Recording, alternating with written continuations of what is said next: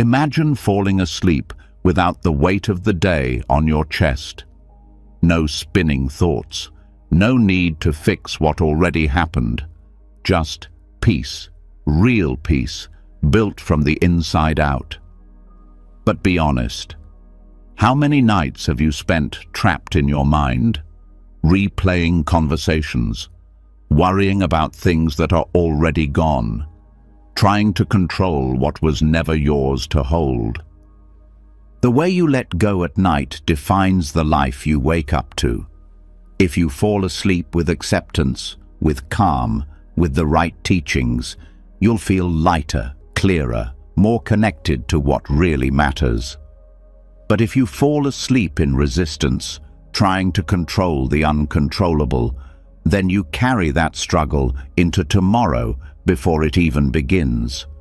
Tonight, you're going to learn how to release, not by force, not by pretending everything is fine, but by understanding what Buddhist wisdom has been trying to teach for centuries. Peace does not come from control, it comes from letting go. These aren't just gentle words to help you sleep, they are life-changing tools, ancient truths to free your mind, calm your emotions, and guide your soul. So, before we start, I want you to make a quiet promise to yourself. Say it softly, or write it in the comments if you're listening online. Starting tonight, I release what I cannot control. I choose peace. You're not just saying words, you're setting yourself free. The more you repeat this, the more your nervous system will remember what peace feels like, and the easier it becomes to return to it, again and again. Say it now, then get comfortable, because tonight, your mind finally rests. Let's begin. And now that the intention has been set, something deeper begins. Tonight is no longer about escaping your thoughts. It's about releasing the weight that was never meant to be carried in the first place. Starting with the most common but invisible burden of all, the emotions of others. Because so many people go to sleep tired, not from their own battles, but from carrying the storms of everyone around them. This is where the unburdening begins. There's a quiet kind of suffering that rarely gets acknowledged. It's not dramatic. It doesn't cry out loud, but it shows up in the tightening of your chest when someone around you is upset.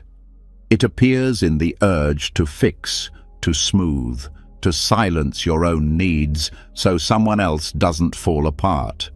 It's when peace becomes a performance and your role is to hold the sky steady so others don't feel the rain. And the cost? Your own emotional freedom. This is what Buddhist wisdom helps unravel. The false belief that compassion means control, that to care one must carry. But real compassion doesn't come with shackles, it comes with boundaries. And tonight, it begins with understanding that love is not measured by how much pain is absorbed. It's measured by how free both people feel in each other's presence. The teachings show that every being carries their own karma, their own lessons, path, and emotional weather. No matter how close someone is, their pain is still their own to feel, to face, and to learn from. Trying to take it away not only steals their growth, but exhausts your soul in the process. The cloud can offer shade, but it was never meant to carry the entire sky. It starts with awareness. That subtle shift inside when you realize you've stepped over the line. When you stop listening and start fixing. When you're no longer responding from your heart, but reacting from your fear of their discomfort. That's the moment the balance tips, and your compassion quietly turns into control. Many people think they're helping by holding others' emotions, but help that drains your peace isn't help, it's entanglement. And Buddhism teaches that the most powerful help you can offer is presence, not pressure. To sit beside someone in their storm without becoming the storm. To hold space, not responsibility. Because emotional boundaries don't disconnect people. They protect the truth of connection. They say, "I'm with you," without saying, "Let me live this for you." It's a quiet power, one that knows when to speak and when to stay silent, one that stops needing to be the rescuer in every room. Because needing to rescue often hides a deeper wound, the fear of being unneeded. But when compassion is real, it doesn't need to be dramatic. It doesn't need to be loud. It trusts the process of others. It understands that pain isn't always a problem. It's a teacher, and that means letting others learn. Buddhism doesn't tell you to stop caring. It shows you how to care without losing yourself. That's why the breath matters so much in Buddhist practice. It brings you back to center. When someone is hurting and you start to feel overwhelmed, the breath reminds you, this emotion is not mine. This pain is passing through, but it doesn't have to pass into me. Inhale, exhale, stay with yourself, even as you stay with them. And what about guilt? That creeping voice that says, if you don't make them feel better, you're failing. Buddhist wisdom meets that voice with clarity. It teaches that guilt is not always a sign of doing wrong. Sometimes it's just the echo of old conditioning. The idea that love equals sacrifice. That to be good, you must always be the strong one. But that's not balance. That's imbalance disguised as virtue. To release this pattern, the mind must be retrained. Not through force, but through recognition. Every time you feel that urge to fix someone's mood, pause. Ask, is this mine to hold? And if the answer is no, then let the emotion rise and fall without attaching to it. You are not their anchor. You are your own. The more this practice repeats, the more natural it becomes, like a muscle that remembers how to move freely once the tension has been released. There's a kind of freedom that comes when you stop needing to be the emotional center for everyone else. Suddenly, your nervous system relaxes, your sleep deepens, your relationships become more honest.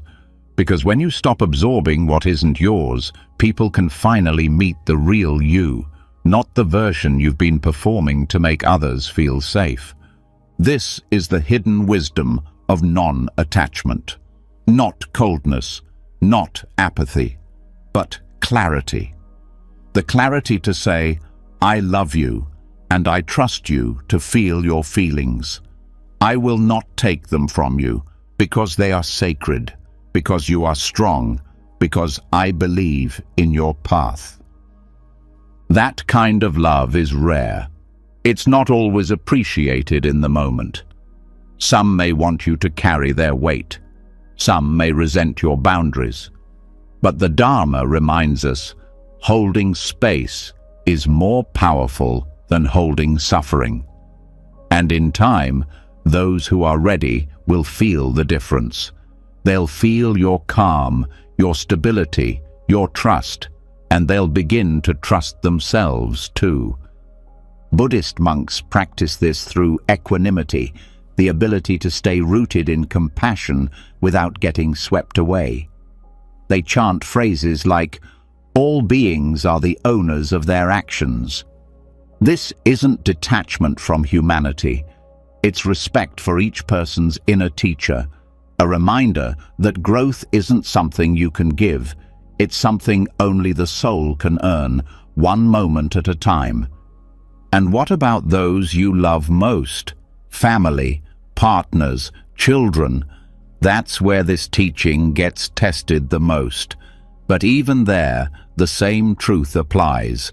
Love that tries to control, even gently, is love that fears, love that lets go with trust and presence, is love that heals. Think of a tree. The roots go deep, but the branches move with the wind. You can be steady in your care without becoming rigid in your need to manage others' feelings. You can offer shade without blocking the sun. You can support others without replacing their foundation with yours. There's a line in the Dhammapada that says, "Let go of the past, let go of the future, let go of the present. With a heart free of all grasping, you shall find peace." It sounds extreme, but the heart of it is simple. Let go of what you can't control. And other people's emotions, that's at the top of that list. The mind may resist this at first. It will tell stories. But they need me, but they'll fall apart. But if I don't step in, who will? These are not the voice of love.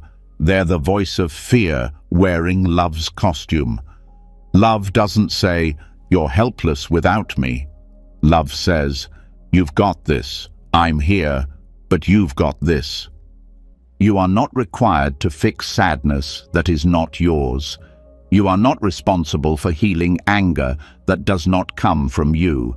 You are allowed to be kind without becoming depleted. That is the Dharma of emotional sovereignty. And in this letting go, you make room for something far more beautiful. Respect.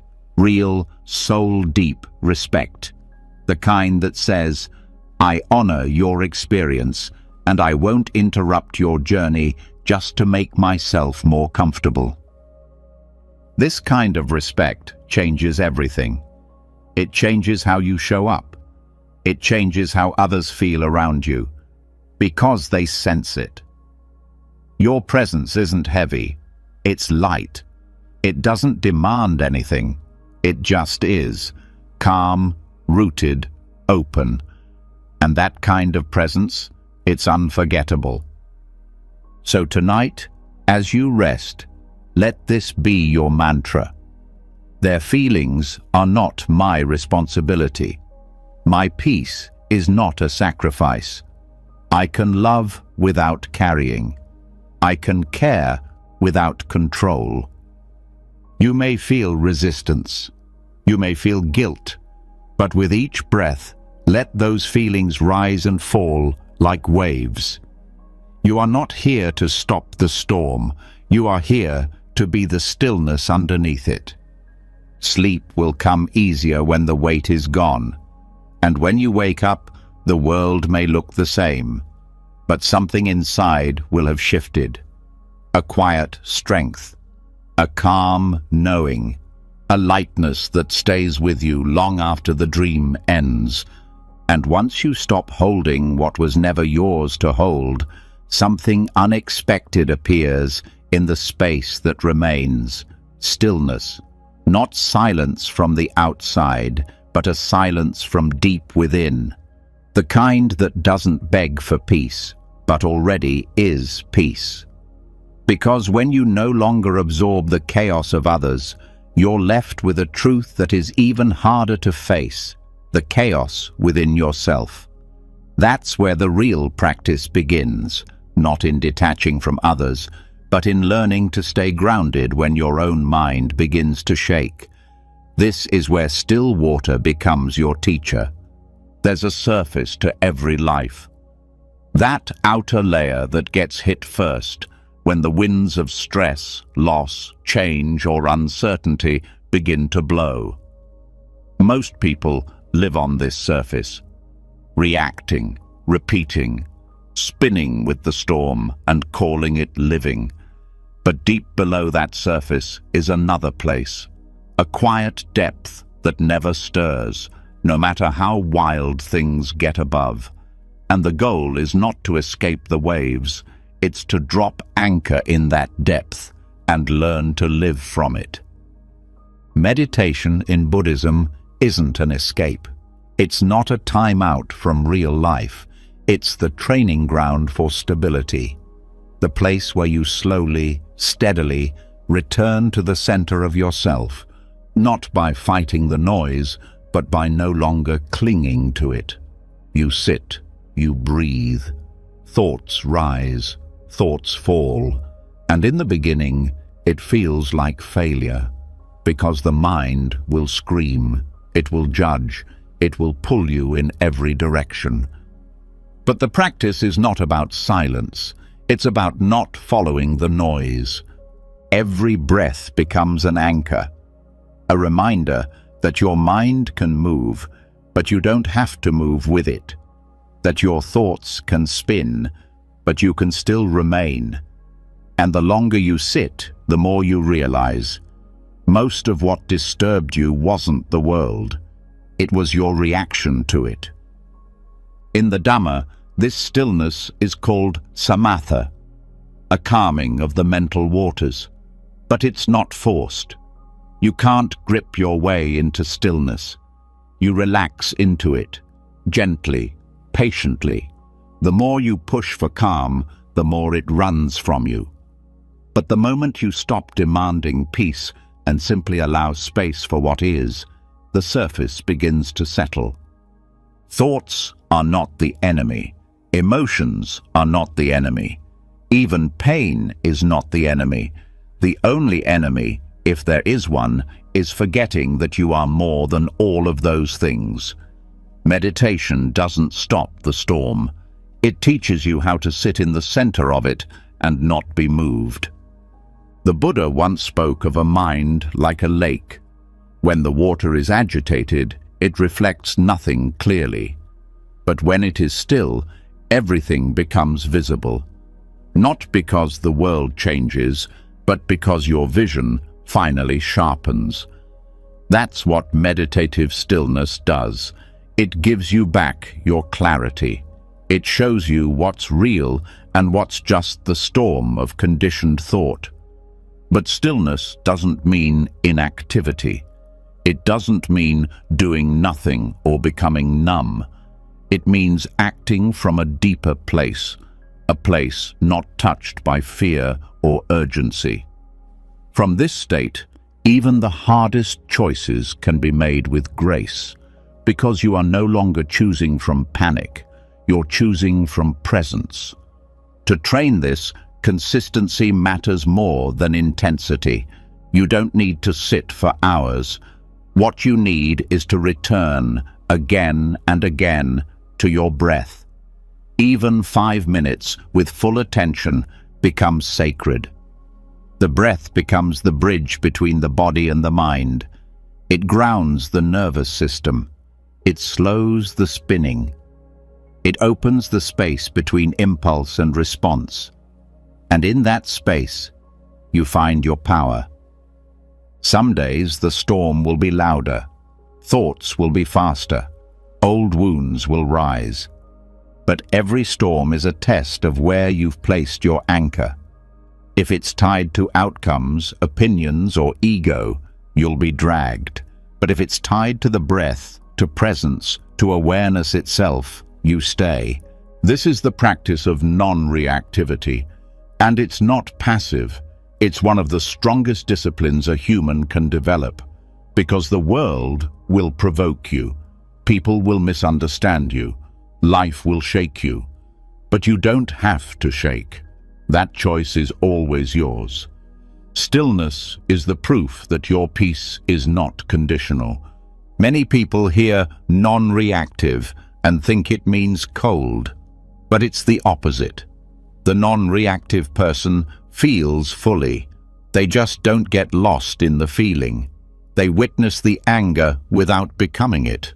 They notice the fear, but don't let it steer. They observe the urge to react, and in that pause, they choose peace over pattern. Meditation sharpens this ability. Like training a muscle you didn't know you had. The first time you sit and breathe, it might feel like nothing's happening. But it is.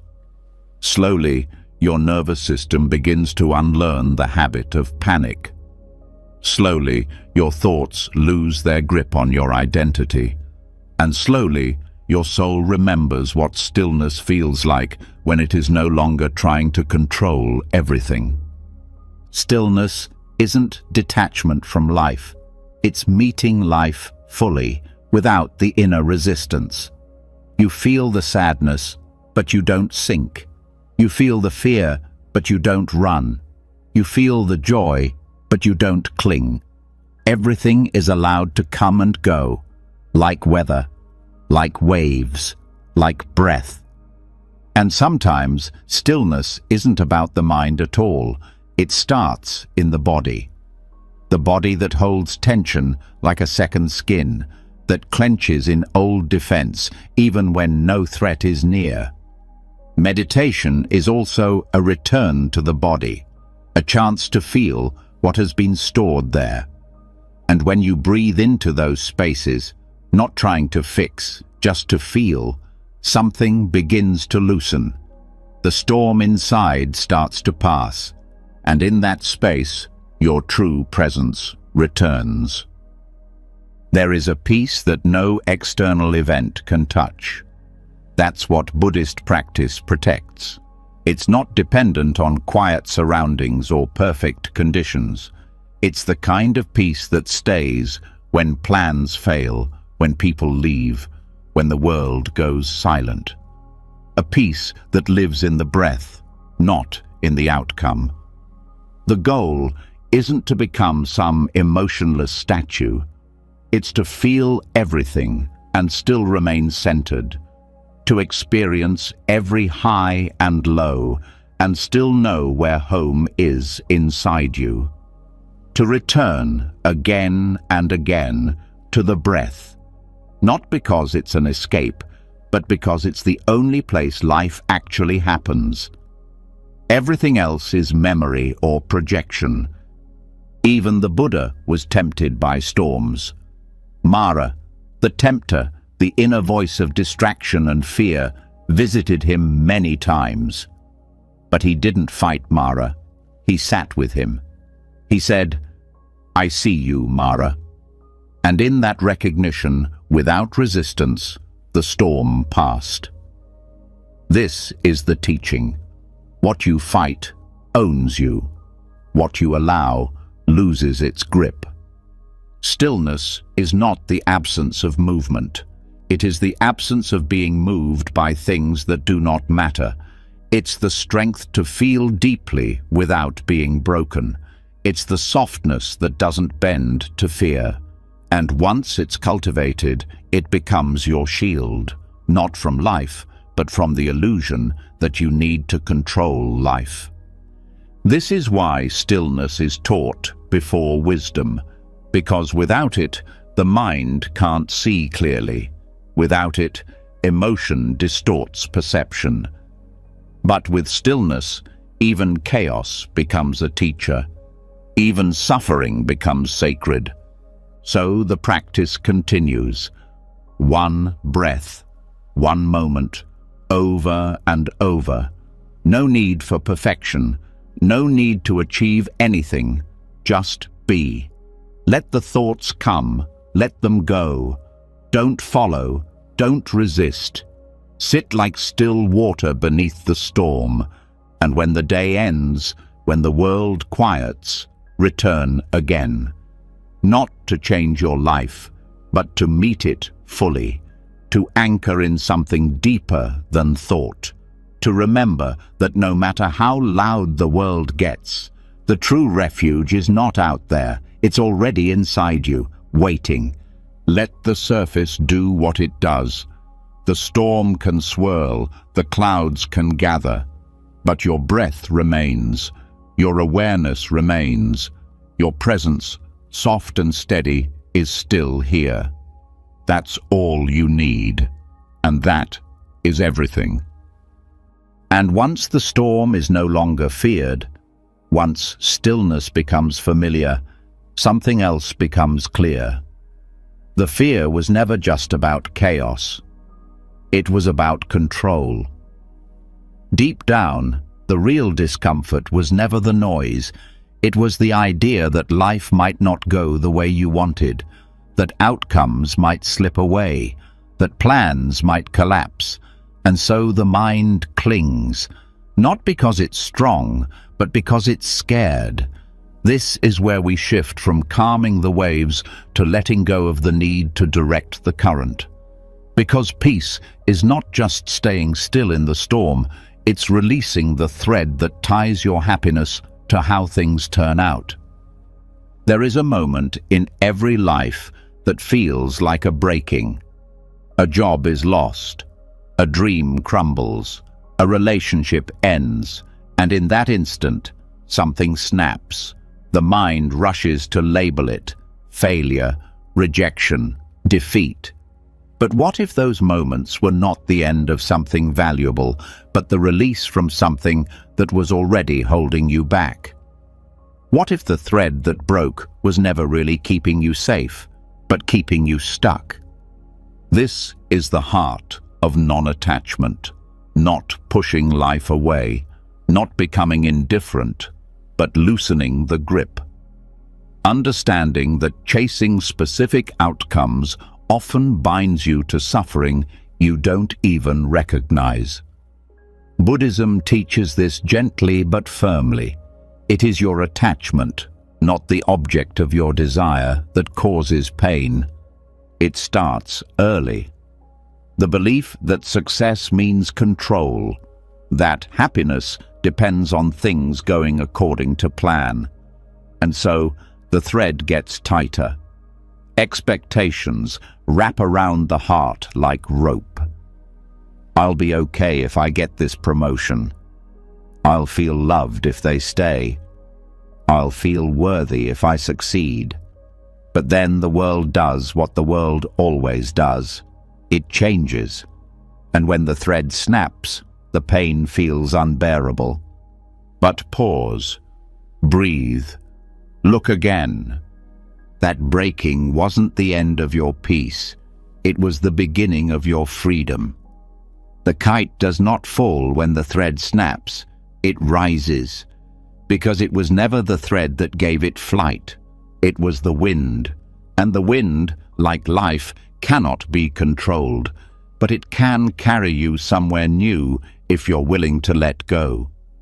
Non-attachment does not mean you stop caring. It means you stop depending. You can still love deeply, try bravely, dream boldly. But you don't tie your identity to the result. You pour your heart into the moment, and then you let it go. You do the work, but release the outcome. You show up fully, but let life meet you how it chooses. This is not weakness. This is strength without strain. A kind of inner softness that cannot be broken because it's not holding on in the first place. Buddhist wisdom calls this upadana, grasping. It's the mind's habit of clinging to what it believes it needs to survive, and that includes praise, status, certainty. But the more you grasp, the more your identity shrinks around the thing you're trying to control, and the more afraid you become of losing it. But when the thread snaps, when the relationship ends, the plan collapses, the door closes. That's the opening. Not into despair, but into space. Because in the emptiness that follows, something deeper begins to stir. You start to notice the part of you that isn't tied to success, that isn't shattered by rejection, that doesn't disappear when things don't go your way. That part is the sky.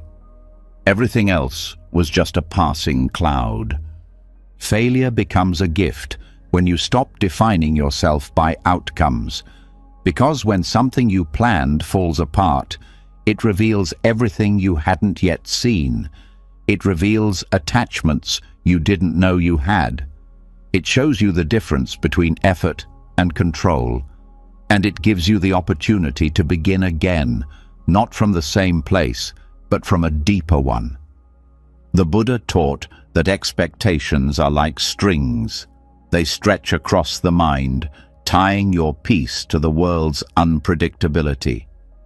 But when you begin to cut those strings, not by force, but by insight, your peace returns home. Not because the world changed, but because you stopped asking it to make you feel whole. Non-attachment is not resignation. It's participation without possession. It's saying, I give myself fully to this moment, and meaning it, even if the result breaks your heart. Because when you stop attaching your worth to outcomes, your heart doesn't break the same way anymore. It opens. And yes, there will still be pain. Letting go does not erase grief. But grief without attachment moves. It breathes. It heals. It teaches. While attachment freezes time, it creates stories like, this shouldn't have happened, and those stories become cages. But when you stop demanding that things last forever, everything becomes more beautiful. The love, the effort, the risk, it all becomes sacred, because you're not clinging to the result. You're honoring the moment. You're living, not bargaining with life for guarantees. This is why so many people feel lost after success. They got what they wanted, but the thread was too tight. They became their achievement. And when the applause faded, they didn't know who they were anymore. But the one who lives without attachment never loses themselves, because their peace was never borrowed. It was built. It's a different way of living. You start to ask better questions. Not, will this work out exactly how I want? But, what is this moment asking of me? Not, will they approve? But, am I acting from truth? Not, will I win or fail? But, did I show up with presence? And from there, you begin to see the deeper freedom. Because every snapped thread becomes a doorway. Every lost outcome becomes a return to self. And every so-called failure becomes a place where something lighter, more honest, can begin. You start to move through life like a kite without strings, still guided by intention, still touched by the wind, but not held hostage by where you land. You trust that what's meant for you will come. And what leaves you was never truly yours, not in a cold way, but in a wise one. The more you practice this, the more you feel it in your body. The grip in your stomach softens, the tightness in your chest loosens, your breath becomes slower, because the nervous system, too, is tired of clinging. It was never designed for constant tension. It longs to be untied. And when people ask what changed, you won't say, I stopped caring. You'll say, I started living without needing everything to go my way. You'll say, I stopped measuring my value by things outside my control. You'll say, I released the thread and I didn't fall, I rose. That's the paradox. The moment you stop trying to control life, you begin to live it, fully, deeply, without fear. Because freedom is not found in holding tighter. It's found in letting go, not recklessly, but consciously, like the breath that leaves without resistance, like the thought that passes without judgment, like the kite that lifts when the wind calls it forward, not when the thread keeps it tied to safety. And so tonight, as you rest, let yourself feel what you've been gripping. Let yourself name it. The outcome you're still trying to force. The ending you haven't accepted. The dream you thought you couldn't live without. And with each breath, gently loosen the thread. Say quietly to yourself, even if it doesn't turn out how I hoped, I will be okay. Even if the plan changes, I will still find my way. Even if this chapter ends, I trust what will begin. Let those words settle into your bones. Let your breath carry them through your body. And if emotion rises, let it. You're not broken. You're releasing what was never truly yours to hold. Sleep will come softer now, not because everything is certain, but because you no longer need it to be. The thread has snapped, and for the first time, you're free. And when the thread breaks and you rise instead of falling, something unexpected happens. You realize that maybe it wasn't failure at all. Maybe it was life correcting your course, not punishing you, but purifying what you were clinging to. But even after the thread has snapped, even after you let go of the outcome, there's still something deeper the mind wants to do. Hold on to what's already past. Try to keep what's already leaving. Try to scoop water with a bowl full of cracks. This is where many remain stuck, clutching what was never meant to stay. The next step is to stop trying to keep the rain. Some things aren't taken from you. They simply pass through you, like rain on a rooftop. It falls, it touches, it leaves. And yet, how often does the mind try to preserve the unpreservable? A moment of happiness, a feeling of love, a version of yourself that no longer fits. The bowl gets filled, and instead of drinking, you try to freeze the water. You want to keep it, store it, protect it. But rain isn't meant to stay in one place. That's not its nature. And Buddhism reminds us, neither is life. The pain doesn't come from the rain passing through. It comes from the belief that it shouldn't. The suffering begins when the bowl tries to be permanent. When it forgets its purpose is not to hold forever, but to receive fully and then to release.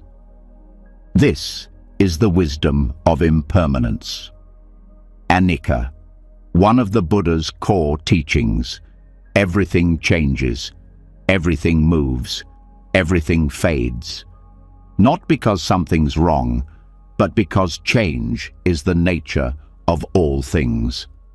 The tree loses its leaves, the river carves a new path, the breath leaves the body and returns as another. But the mind, conditioned by fear, resists this truth. It wants permanence in a world that offers none. Why?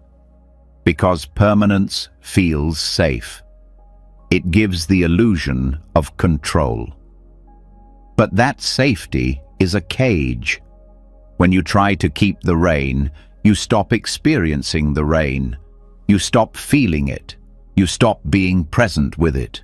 You spend so much time trying to hold it that you forget to let it nourish you before it moves on. This clinging shows up everywhere. In relationships that have already ended. In roles you no longer want to play. In versions of yourself that no longer feel alive.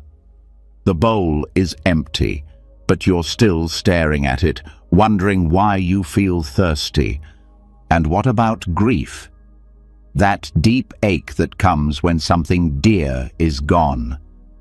Buddhism doesn't ask you to ignore grief. It asks you to understand it. To see that grief is not a sign that something went wrong, but a sign that something mattered. Grief honors impermanence. It says, "This touched me, and now it's gone." And in that space, something sacred is revealed. Not the pain of loss, but the beauty of having loved at all. When you release the need to retain, you begin to live lighter.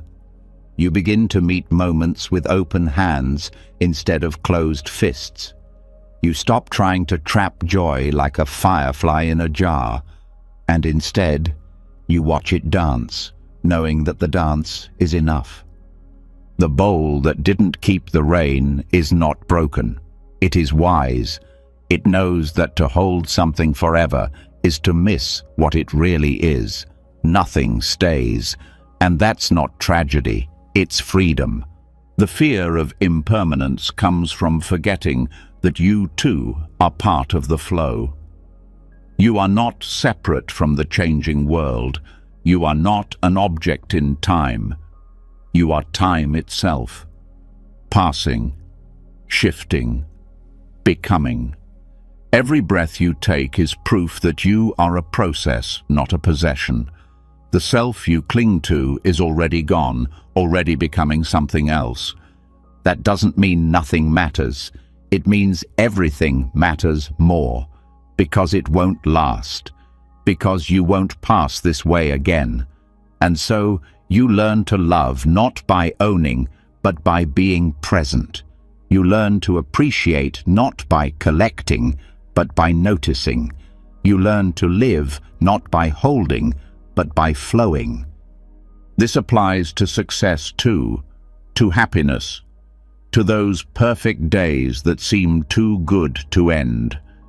If you cling to them, they spoil, but if you experience them fully, they leave a trace, a real trace, not something stored in a dusty memory, but something alive in how you walk forward.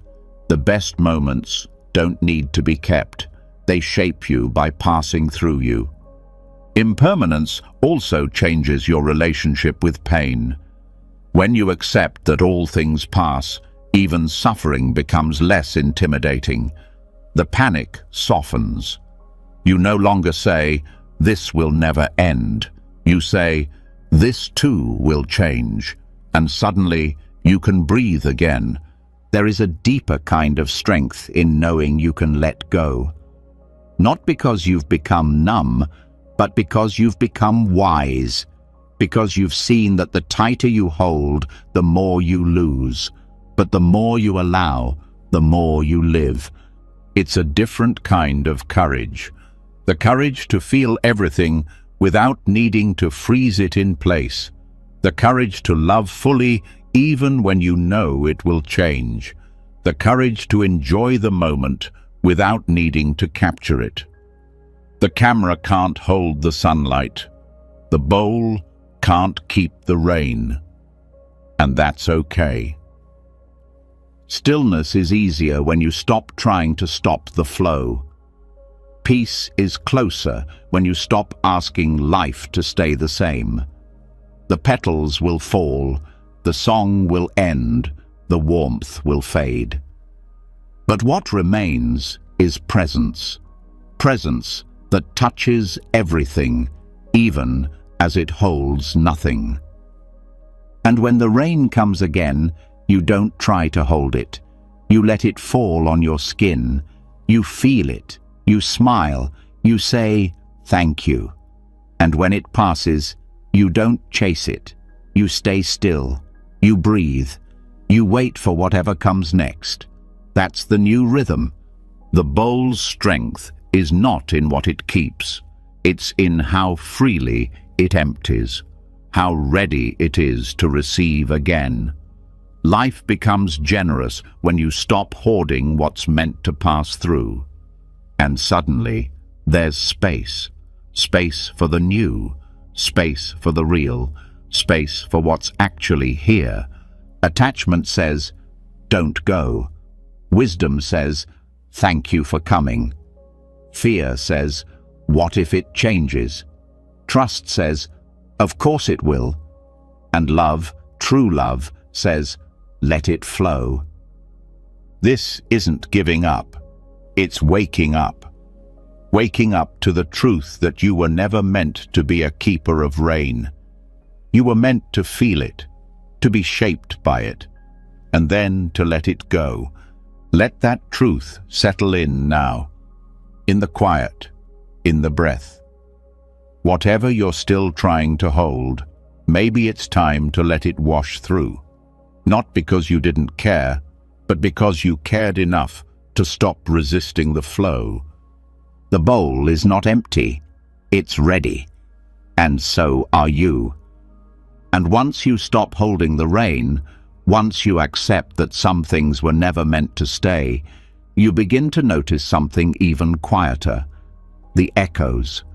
Not the loud grief of what has ended, but the faint ache of what was never finished. Not the heartbreak of loss, but the restlessness of incompletion. These are the echoes that bounce inside the mind long after the moment is gone. Conversations that never ended cleanly, answers that never came, apologies that were never spoken. And for many, the real suffering isn't from the event. It's from the endless chase for closure. But what if closure is not something you find? What if it's something you stop needing? Some events in life don't come with explanations. Some endings don't offer goodbyes. Some people leave without a final word. And some questions live without answers for years or forever. But the mind doesn't like that. It circles, it replays, it demands understanding. It searches the past like a detective, looking for one more clue, one more thread, one more reason. And each time the answer doesn't come, the cycle begins again. That is the echo. Not the event itself, but the mind's attempt to resolve something that was never meant to be resolved. Buddhism invites us to see this clearly, to see that the desire for closure is often just another form of control. It's the attempt to tidy a story that life left open, to put a period where the sentence simply faded. But not every story ends the way we think it should. Some just stop. And the peace we're seeking is not in the conclusion, it's in the release. The echo that keeps chasing its voice lives in the past. It's the part of the mind that believes if it just thinks hard enough, it will finally make sense. But understanding does not always bring peace, and peace does not always require understanding. Sometimes the deepest healing comes not from figuring it out, but from giving yourself permission to move forward without it. This doesn't mean you ignore what happened. It means you stop using it as a measuring stick for your present. The past will not rewrite itself, and chasing echoes won't bring you closer to truth. It will only take you further from presence. There are things you deserve to hear, but never did. Things you wished someone had explained, but never could. There are wounds that still open when triggered. But healing doesn't mean closing every loop. It means learning how to stand in the silence of the unresolved and still feel whole. Meditation teaches this gently. When a thought returns, an echo, you notice it, you name it, and you let it pass. You don't fight it, you don't feed it, you don't run after it. You sit, you breathe, you allow. Because chasing that thought only gives it power. Observing it dissolves its grip. Some echoes are tied to identity. Why did they leave? Why wasn't I enough? What could I have done differently? But Buddhist practice reminds us that the self is not fixed. It's not a concrete structure. It's a collection of moments, changing, shifting. And when you let go of the need to define yourself through an unanswered story, your identity becomes fluid again. Free, no longer stuck in that one moment that keeps repeating. It's not easy. The mind will insist. But closure will help me let go. I just need to know why. But that need is a trap, because even when you get the answer, it doesn't erase the pain, and often it only raises more questions. Real closure doesn't come from the outside. It comes from within. It comes from saying, even if I never get the answer, I choose to make peace with the silence. This applies to betrayal, to abandonment, to decisions others made that affected you deeply. You may never understand why someone hurt you. You may never know why they changed. But healing does not require their explanation. It requires your willingness to stop waiting. You can be whole without the apology. You can be free without the clarity. Because peace is not a gift they give you. It's something you claim when you stop depending on them to fix what they broke. This teaching is not about avoiding grief. It's about completing it, letting it do its work without dragging it into every future day. Grief becomes suffering when it becomes identity, when the echo becomes a soundtrack you live by. But you are more than what happened. You are more than the silence they left you in. Sometimes the most compassionate thing you can do for yourself is to stop hoping for a return. Some echoes are not signs, they're just noise. Let them fade. Buddhist teachings say that clinging to what is gone is like reaching for a reflection in the water. The more you grasp, the more distorted it becomes. But if you remain still, the image settles, and in that clarity, you no longer need the reflection to hold you. You become steady on your own. This doesn't mean you forget. It means you choose not to stay entangled. It means you see the story for what it was, unfinished, imperfect, human, and you let it remain where it belongs, in the past. Closure isn't a door someone else closes for you. It's a door you stop waiting at. A door you walk away from, not because you stopped caring, but because you care too much about your own peace to wait any longer. You will still hear echoes from time to time. That's okay. Let them come. Let them go. Do not answer them. Do not follow them. Do not give them your breath. Give your breath to this moment, to what's still possible, to what's real. Each time you do, the echo loses strength. Not because it fades, but because you no longer feed it. You no longer believe that it holds the missing piece. You realize that you were never incomplete to begin with. Buddhism teaches that everything arises and passes away. Thoughts, feelings, sounds, stories. The mind will try to resurrect them, but the path of practice is learning to see through that. To see that not everything that returns is meant to be re-entered. Some things are meant to be released again and again until one day they stop returning. And even if they don't, you are no longer shaken by them. They are echoes, not commands, not truths, not destinations, just leftover sound from a voice that no longer exists. This is how you reclaim your stillness, not by fixing the past, but by no longer chasing it. You stand in the now. You choose not to turn back. You let the echo echo, and you stay where you are. So tonight, if something returns, an old regret, a name, a voice you miss, greet it kindly, then let it go.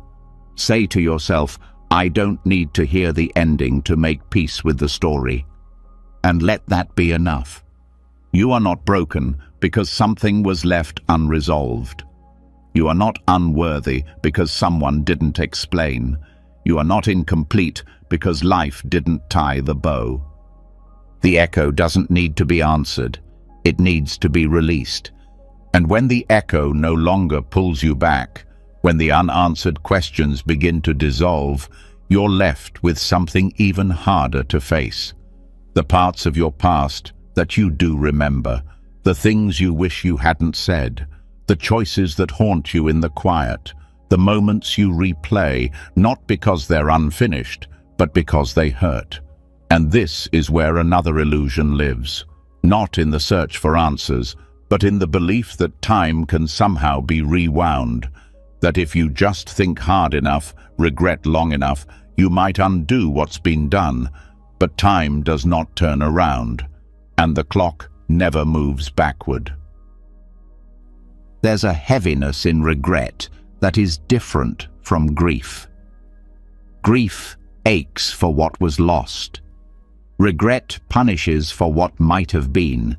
It is not rooted in memory, but in comparison between the real and the imagined, between what is and what could have been. And the more the mind feeds it, the further it drifts from presence. Regret is the story that says, you should have known better. You could have done more. You messed it all up. But Buddhist wisdom invites you to ask, who is this voice serving, and what is it helping you become? If the past could be changed by thinking, you would have changed it already. Regret doesn't rewrite history. It rewrites identity. It convinces you that because something went wrong, you are wrong. It collapses the entire self into one moment, one mistake, one failure. But the Dharma reminds us that the self is not a static object. It is always unfolding. What you did back then was done by a version of you that no longer exists. That person made choices from a different place, different insight, different fear, different need. And holding today's self hostage for yesterday's actions only keeps you stuck in a prison built from shadows. The path to freedom is not pretending the past didn't happen. It's acknowledging it without attachment, seeing it as a chapter, not a sentence. It's understanding that wisdom is rarely born in perfection. It is carved out of error. It is shaped by the friction between who you were and who you are now trying to become. The Buddha didn't teach people to erase their past. He taught them how to stop clinging to it. And that begins with presence. Because regret cannot live where presence is strong.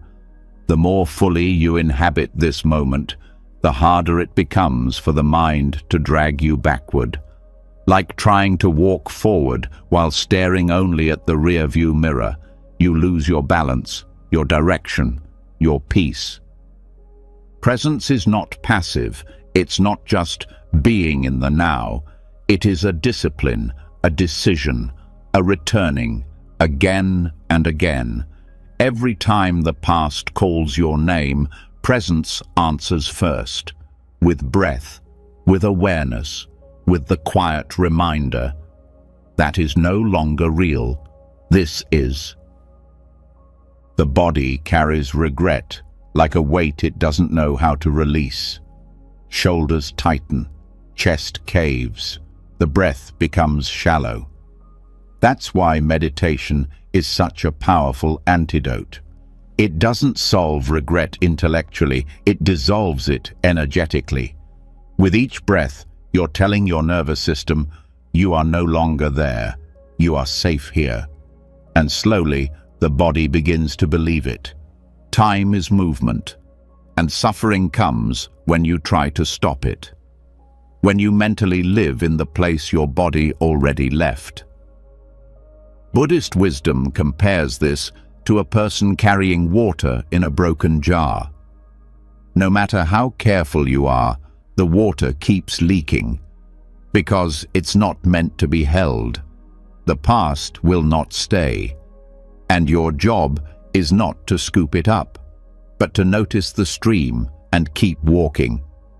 Regret often disguises itself as responsibility. I owe it to them to feel bad. I should carry this so I don't forget. But guilt is not the same as growth. Carrying pain does not repay a debt. It only creates more suffering. True accountability is not in self-punishment, it's in transformation. It's in becoming someone who would not make that choice again. That is redemption, and it lives in forward movement, not in mental repetition. Sometimes the mind doesn't even regret something you did. It regrets something that happened to you, and yet it still finds a way to blame you. You should have left sooner.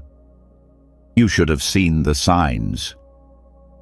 But this is another form of attachment, not to a person or outcome, but to the belief that you were supposed to be perfect, that somehow you should have known then what only hindsight makes clear. That is not wisdom.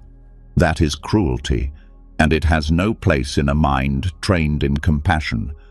Buddhist practice teaches that time is not linear. It's experienced through attention. If your mind lives in the past, you are there, not physically, but emotionally. And until you retrieve your attention, you remain scattered. But presence collects you. It gathers your energy back into the now, and with that return, peace becomes possible again. There's a phrase in the Zen tradition, let go or be dragged. Regret drags, not because the past is alive, but because your attachment to it is. Letting go doesn't mean forgetting. It means unhooking.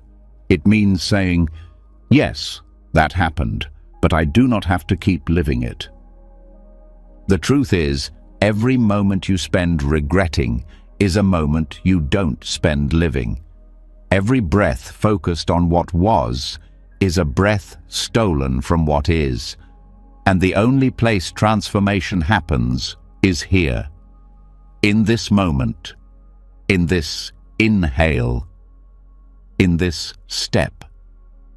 Even when the regret feels overwhelming, ask yourself this: is this thought helping me heal, or just keeping me in pain? If it's not helping, you can gently release it, not out of denial, but out of devotion to your own peace. You may still feel the weight sometimes. That's normal. Let it come. Let it be seen. Then let it pass. You are not your past. You are the one watching it float by. And the more you watch without reaching, the more freedom you feel. Time only flows forward. The river does not turn back. And the more you align with this flow, the more peace becomes your natural state. Not because nothing hurts, but because you no longer resist the direction life moves in. If you want to honor the past, don't stay there. Live better now. Speak with more kindness. Act with more awareness. Give more freely. Be more fully awake in every choice. That is how you turn regret into something sacred, not by clinging, but by transforming. The clock does not rewind, but you are not behind. You are exactly where you need to be to start again. So tonight, when the thoughts come, let them come. Don't argue, don't explain. Just say, that was then, this is now, and return to the breath. Again and again, until the mind stops fighting time and begins to flow with it. Let the clock move forward. Let yourself move with it. And once you've accepted that time cannot move backward, that your only power is in how you meet this moment, you start to see another layer of attachment that often hides in plain sight. Expectations. They aren't loud like regret. They aren't sharp like loss. They arrive quietly, disguised as hope, as planning, as responsible thinking. But left unchecked, they become a weight. And for many, the pressure doesn't come from what's happening. It comes from what was supposed to happen. This is where potential gets drowned before it even begins to grow. Not from lack of effort, but from the inability to let go of the rain you thought would feed you. There is a seed in each of us, a potential that doesn't bloom by force. It doesn't grow by certainty. It unfolds when the conditions are right. But the mind doesn't like that. The mind prefers control. So it brings water, too much water. It floods the soil with expectations. It tells the seed when it should bloom, how it should look, and what it must become. And in that flooding, the seed can't breathe. The very thing meant to nourish ends up smothering. Expectations are not the same as goals. Goals move with flexibility. They allow for change. Expectations demand. They say, "This is how it must be." And when it's not, the mind turns against itself. It blames. It doubts. It feels failure where there may have only been redirection. Buddhism teaches that suffering comes not from what is, but from the gap between what is and what was expected. That gap becomes a battlefield, a place where the present is not experienced, but constantly compared to an image that may never have been real to begin with. This happens in small ways. The day doesn't go as planned. A conversation doesn't go how you hoped. You feel off, tired, disconnected, and suddenly the mind says something is wrong. But maybe nothing is wrong. Maybe the only problem is that the moment didn't match the mental script. And the script was never life. It was an idea, a projection, a picture that never asked for permission to become reality. The problem with expectations is that they shrink the field of possibility. They create a narrow definition of success, of love, of happiness, and anything that falls outside that definition feels like failure, even if it's not. The seed may be growing roots when you're looking for flowers. It may be gathering strength while you're demanding results. And in that mismatch, frustration grows. But surrender changes everything. Surrender isn't weakness, it's alignment. It's when the mind stops arguing with the moment and begins to listen. When the inner storm quiets and you notice that something is still growing, even without your constant pressure. The seed that bloomed was the one left alone, the one that received just enough and was trusted to do the rest. Your life is not a machine that needs to be pushed. It is an unfolding that asks to be witnessed. And your potential is not something you have to force. It's something that reveals itself when you stop drowning it in what you think should be. Expectations often come from fear. The fear that if you don't plan everything, you'll be left behind. The fear that without control, you'll be forgotten. But the deeper truth is this: nothing real is ever lost. What's meant for you doesn't require micromanagement. It requires space, faith, a quiet confidence that even in the silence, something sacred is taking shape. This applies to creativity, to love, to personal growth. The more you expect, the less you see. Because your eyes aren't open to what is, they're scanning for what you thought would be there. And in that scanning, you miss the beauty that doesn't fit your picture. Buddhist mindfulness invites you to meet each moment with fresh eyes, to drop the lens of assumption, to stop demanding that today look like yesterday's vision board. The flower doesn't bloom because you yell at it.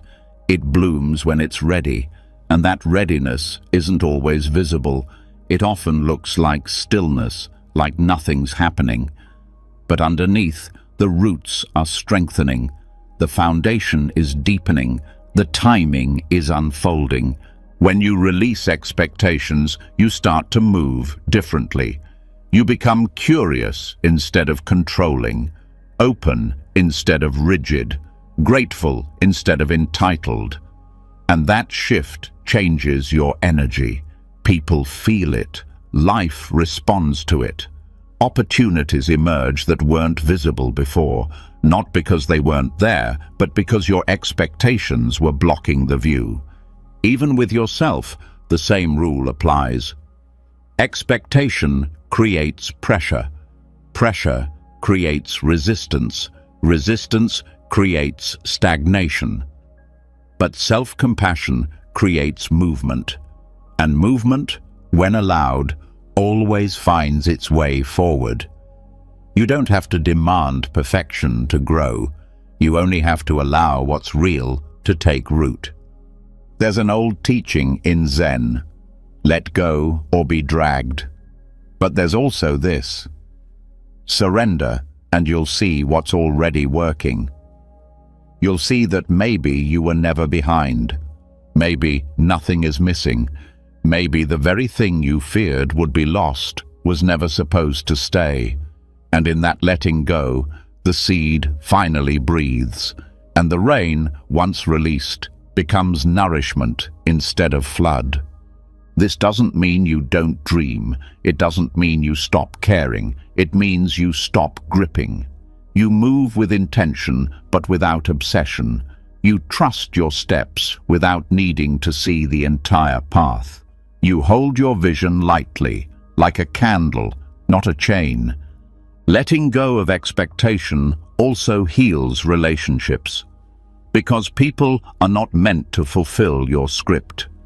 They are meant to be experienced, and the more you expect them to behave a certain way, love you a certain way, agree with you in every way, the more tension you create.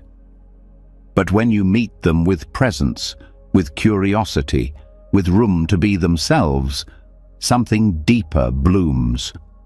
Real connection, honest love, unforced acceptance. And when expectations are released, disappointment softens. Not because you don't care, but because you no longer measure everything against a rigid standard. You become flexible. Not bendable from weakness, but strong from trust. Like bamboo in the wind, unshaken. The rain will fall again. The plans may shift again. But your peace no longer depends on exact timing. It depends on your openness. And the more open you are, the more surprises life can give you. The kind that expectations would have blocked. The kind that feel like miracles. Not because they're rare, but because you're finally able to see them. So tonight, notice where the rain has been heavy, where your thoughts are full of should, by now, it was supposed to. Notice how much energy that has taken, and with every breath, begin to release it. Not all at once, just gently, bit by bit. Say to yourself, the seed will bloom when it's ready. I don't have to force what's already unfolding. Let that truth settle into your bones. Let the tension leave your shoulders. Let your breath remind you that you're not behind, not broken, not late. You are growing in ways you cannot yet see. Let the rain go. Let the seed breathe. And watch what begins to bloom. And once the seed is allowed to grow without pressure, once you no longer demand the rain to arrive on your schedule, something else becomes clear. Life doesn't need to be forced to move forward. What grows with care grows stronger. What breathes without pressure breathes deeper. But this doesn't mean you have no power. It means your power is different than you thought. Not domination, not pushing, not making others or the world bend to your will. It's something softer, something wiser, like the wind not controlling, but guiding, not forcing, but moving with intention. This is where the Buddhist teaching of skillful means comes alive. Influence without control is not weakness, it is mastery. It is the art of moving through the world without clinging to outcomes, speaking without needing to win, acting without trying to overpower. This is the wind that carries, the presence that shifts without shouting, the energy that transforms, not by pressure, but by resonance. In Buddhism, this is called upaya, skillful means. It's not just what you do, it's how you do it. The tone behind your words, the intention behind your choices, the awareness behind your actions. You can say the right thing in the wrong way and cause harm. You can speak a truth with arrogance and lose the heart of it. But when the heart is clear, when the ego has stepped aside, even the smallest word can move mountains. Skillful means begin with listening, not just to others, but to the moment itself. What does this moment need? Not what do I want to happen, but what is actually wise here? Sometimes the answer is silence. Sometimes it's action. Sometimes it's waiting. And knowing which one is right comes not from control, but from connection. Control tries to make everything fit. Skillful action responds to what is already unfolding. Control resists the flow. Wisdom learns how to ride it. This shows up in conversations. When someone disagrees, the reactive mind wants to argue, to prove, to overpower. But the skillful mind pauses. It watches. It asks, is this about truth or about control? Is this response about clarity or about being right? And in that pause, space opens. A breath returns. The wind moves, not like a storm, but like a breeze, subtle yet powerful. Even in relationships, the difference is clear. Control says, change so I can feel safe. Influence says, I will model calm, and that may shift something in you. Control demands. Wisdom offers. Control says, this is how it must be. The wind says, let me move around you, with you, towards something better. The power of the wind is in how it moves without attachment. It changes direction when needed. It doesn't get stuck in one path. It adapts. It bends without breaking. This is not passive. It is responsive. And in that responsiveness, there is deep intelligence. You stop reacting from habit and start responding from presence. Even the Buddha used skillful means. He didn't speak to everyone the same way. He met each person where they were. Some needed gentle words, others needed firm redirection, some needed stories, others needed silence. His wisdom wasn't in giving one answer to all. It was in feeling the energy of the moment and adjusting accordingly. Skillful influence begins by letting go of the need to be in control. It asks you to trust that you don't have to force your way forward. You don't have to manipulate to be heard. You don't have to dominate to make a difference. When your presence is rooted, your influence expands naturally. Control creates resistance. The more you push, the more others push back. But when your energy is calm, centered, and non-threatening, others soften. Not always immediately, but consistently. Because presence is contagious, and influence built from presence lasts longer than power built from fear. This isn't just about others, it's about how you treat yourself. control shows up in your own inner dialogue. The harsh voice, the rigid expectations, the constant self-judgment. But skillful means apply there too. What if you influenced your own growth with kindness? What if you guided yourself gently, like the wind guiding a sailboat? Not yanking, not sinking, just steady direction. When the mind is too forceful, even your good intentions become heavy. But when your energy aligns with patience and clarity, progress becomes more natural. You don't have to force discipline. You create the conditions where discipline feels welcome. You don't have to fight for growth. You become the ground where growth happens on its own. This kind of influence can't be faked. It comes from consistency, from your practice, from how you meet yourself in the quiet. When you are at peace with not controlling every moment, you gain the ability to move through life with power that doesn't break things. Skillful action is subtle. It's the soft tone that diffuses anger, the deep breath that calms an anxious thought, the decision to step back when the mind wants to rush in. It is not the loudest thing in the room, but it often becomes the most impactful. Even in leadership, the best influence is rooted in steadiness. People don't follow force, they follow clarity. And clarity comes when you no longer need to control every detail. You trust the direction. You adjust as needed.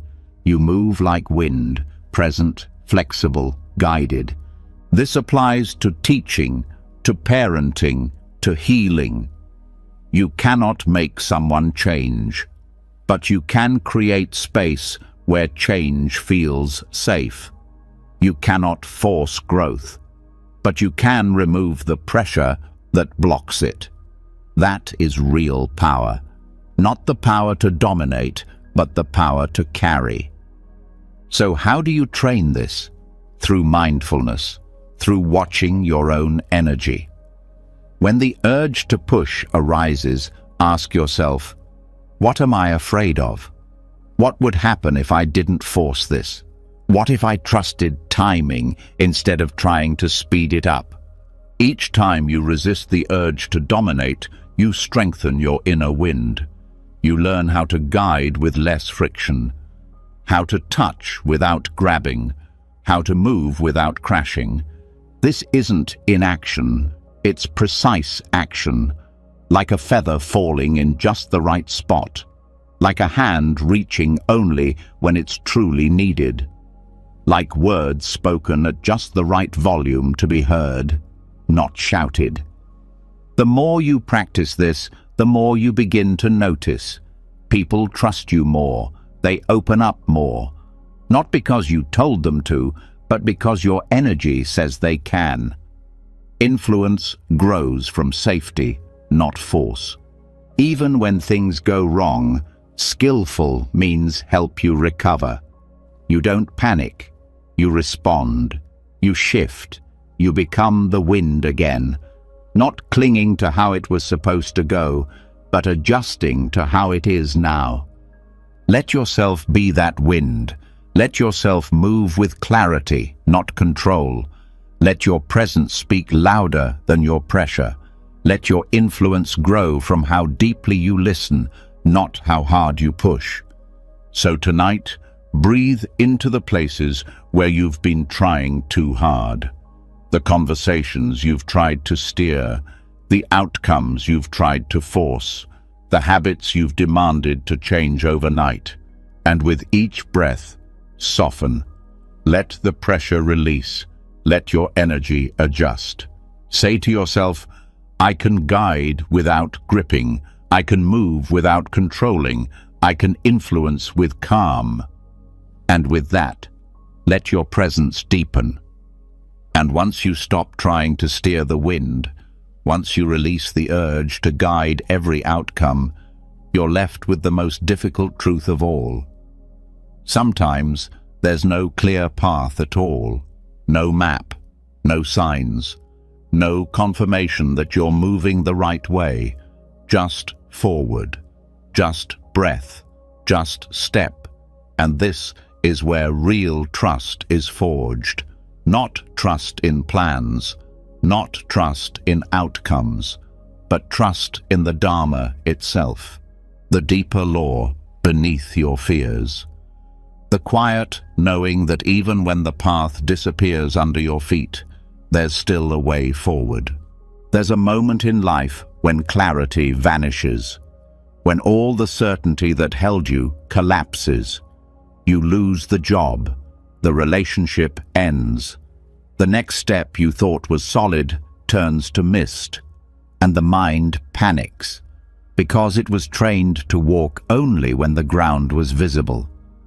But the Dharma teaches otherwise.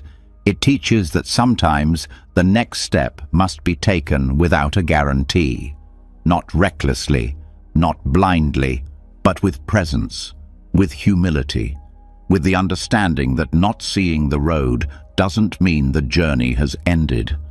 This is what it means to cultivate faith. Not blind belief, but grounded trust. Faith that if you stay rooted in awareness, the next step will reveal itself. That the Dharma, universal truth, natural law, moves even when you can't see it. That reality is unfolding with wisdom, even if that wisdom feels like uncertainty. The mind resists this deeply. It wants security. It wants control. It wants to know that each step leads somewhere safe. But security is often just a habit, not a truth. And control is usually just anxiety in disguise. The more we cling to what's visible, the more we suffer when it disappears. But the teachings show another way. Walk anyway. This kind of walking is not mechanical, it's devotional. Each step becomes a practice, a moment of listening, a reminder that clarity is not a requirement for movement, that the unknown is not the enemy. It's the place where life is still alive, where possibility still exists. To walk without a visible path is to live from the inside out. It's to stop relying on outer conditions to tell you what's right. It's to start listening to what doesn't shout, the breath, the body, the stillness beneath the thoughts. These become your compass when the old map burns. And yes, fear will rise. Fear of making a mistake, fear of wasting time, fear of being lost. But fear is not a stop sign. It's just a signal, a moment of tightening. And when you see it, you don't retreat. You breathe through it. You soften into it. You take the step anyway.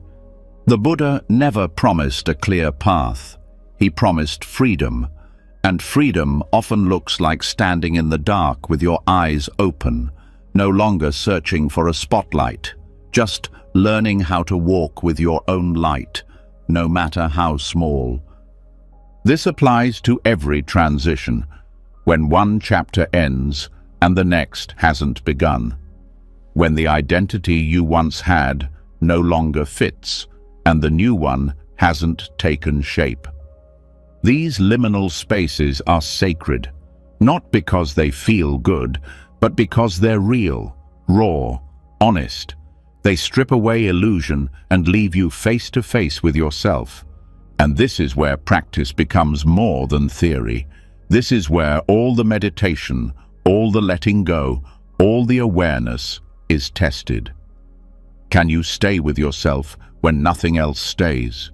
Can you keep walking when even the path beneath your feet has vanished? This is not about endurance, it's about presence. You don't rush through the unknown. You don't try to outthink it. You meet it fully. You let it shape you. You become the kind of person who doesn't just survive uncertainty, but becomes more alive in it. Because when the path disappears, distractions fall away. You can't rely on autopilot. You have to wake up. You have to look closely, listen deeply, respond from your core, not your conditioning. And in doing so, something beautiful happens. You begin to trust not the path, but your capacity to walk.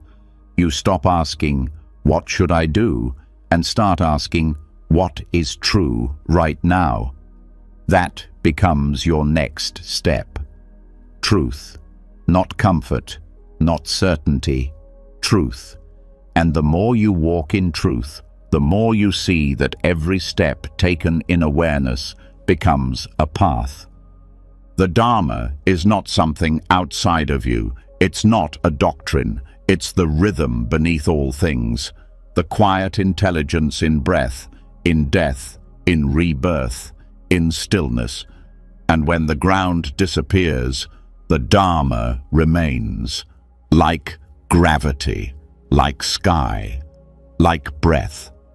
This doesn't mean you won't feel lost. It means you stop fearing lostness. You stop making it mean failure. You start seeing it as part of the way. Because the map was never the journey. The path was never the point. The point was who you become when there's nothing left to hold on to but your own awareness. Even in daily life, this teaching applies. You don't always know what's next. You don't always feel ready. The conversation is hard, the decision unclear, the future unpredictable. But still, you can step with kindness, with courage, with the understanding that movement itself is clarity. Letting go of needing to see the path doesn't mean acting without care. It means acting without control. It means making choices not from desperation, but from alignment. Not from fear, but from faith. And each time you do, you become less attached to outcome and more committed to truth. And over time, this becomes a way of being. You stop panicking when the map dissolves. You stop searching for guarantees. You trust that your presence is the path. That each step lived with mindfulness is enough. That walking into the unknown is not a flaw. It's part of the design. Even when others doubt you, when the world demands certainty, you stay steady. You don't need to explain your path. You just need to walk it. With each breath, with each step, you reaffirm, "I may not know where this leads, but I trust how I'm walking." Let yourself walk like that tonight. Let yourself breathe through the uncertainty. You don't need to know everything. You just need to stay here, present, honest, willing to move without a script, willing to let the Dharma carry you even when your mind cannot see the road. And when you've learned to walk, even when the ground disappears, when each step is no longer a demand for clarity, but a quiet act of trust, there's something even deeper that begins to awaken. It doesn't shout. It doesn't rush. It doesn't need to be forced into the moment. It's already here. It's always been here. The bell doesn't need to be struck to ring. It rings from within, and the sound comes only when everything else goes still. This is where wisdom begins, not as an achievement, but as a natural unfolding that happens the moment control finally lets go. There's a kind of knowing that doesn't come from thinking. It doesn't arrive through effort or analysis. It's not something you figure out. It's something that rises when space is made for it. But most of the time, the space is filled with plans, with opinions, with strategies and mental rehearsals. The bell of inner truth waits in silence, but the mind rarely leaves enough quiet to hear it. So it stays silent, not because it's absent, but because it's drowned out. Buddhist teachings point to this again and again. The wisdom you seek is not far away. It's not locked in a sacred book or a distant monastery. It's already here, resting beneath the noise. But to find it, you must stop trying to strike the bell. You must stop demanding answers from the world and start listening to the stillness within. This kind of wisdom doesn't arrive with flashing lights. It's subtle. It moves like a shift in the wind, like a body relaxing after years of tension. You don't even realize it's come until you feel different, calmer, clearer, more aligned. And it didn't come from doing more. It came from finally doing less. In meditation, this is why we let the breath lead, not because the breath gives us answers, but because it returns us to presence. It teaches us to stay, and in that staying, the mind begins to quiet, the body begins to loosen, and what rises from that stillness is not silence, but signal. A soundless guidance that doesn't use language, but speaks directly to the center of your being. It is tempting to seek wisdom through action, to chase after the next insight, the next method, the next spiritual breakthrough. But sometimes the most radical step is stopping, not quitting life, but pausing the constant reaching. The bell rings when nothing else is moving. It reveals itself not through force, but through surrender. You've already seen how control interferes, with people, with outcomes, with inner peace. But it also blocks insight. It keeps your awareness at the surface, constantly solving, reacting, adjusting.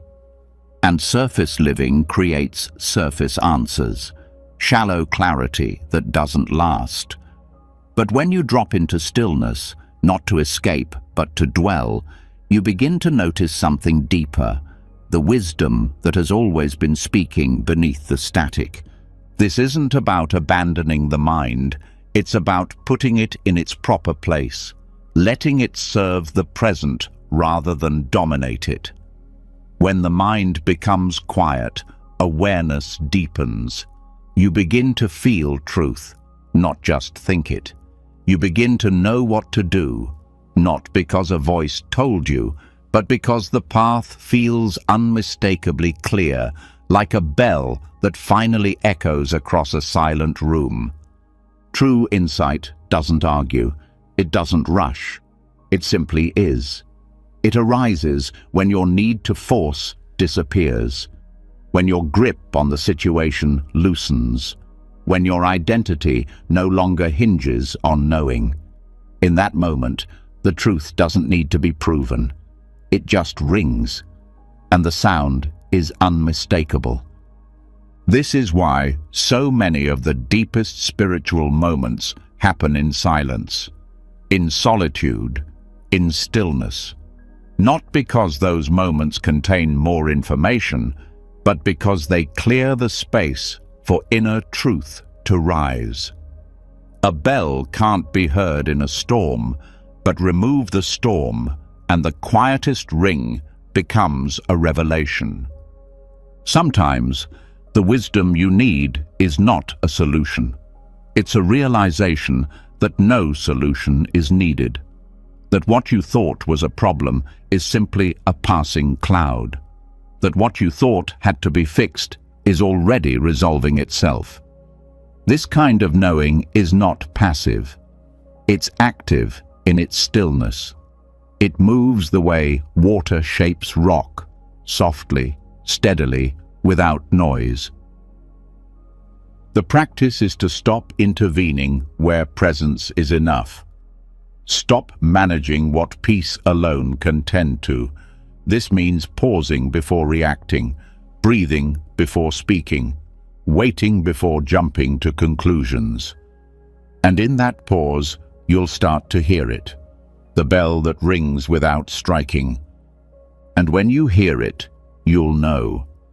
Not because it tells you everything you want to hear, but because it resonates with something so deep inside you that doubt can't touch it. The clarity doesn't need to be explained. It simply feels right.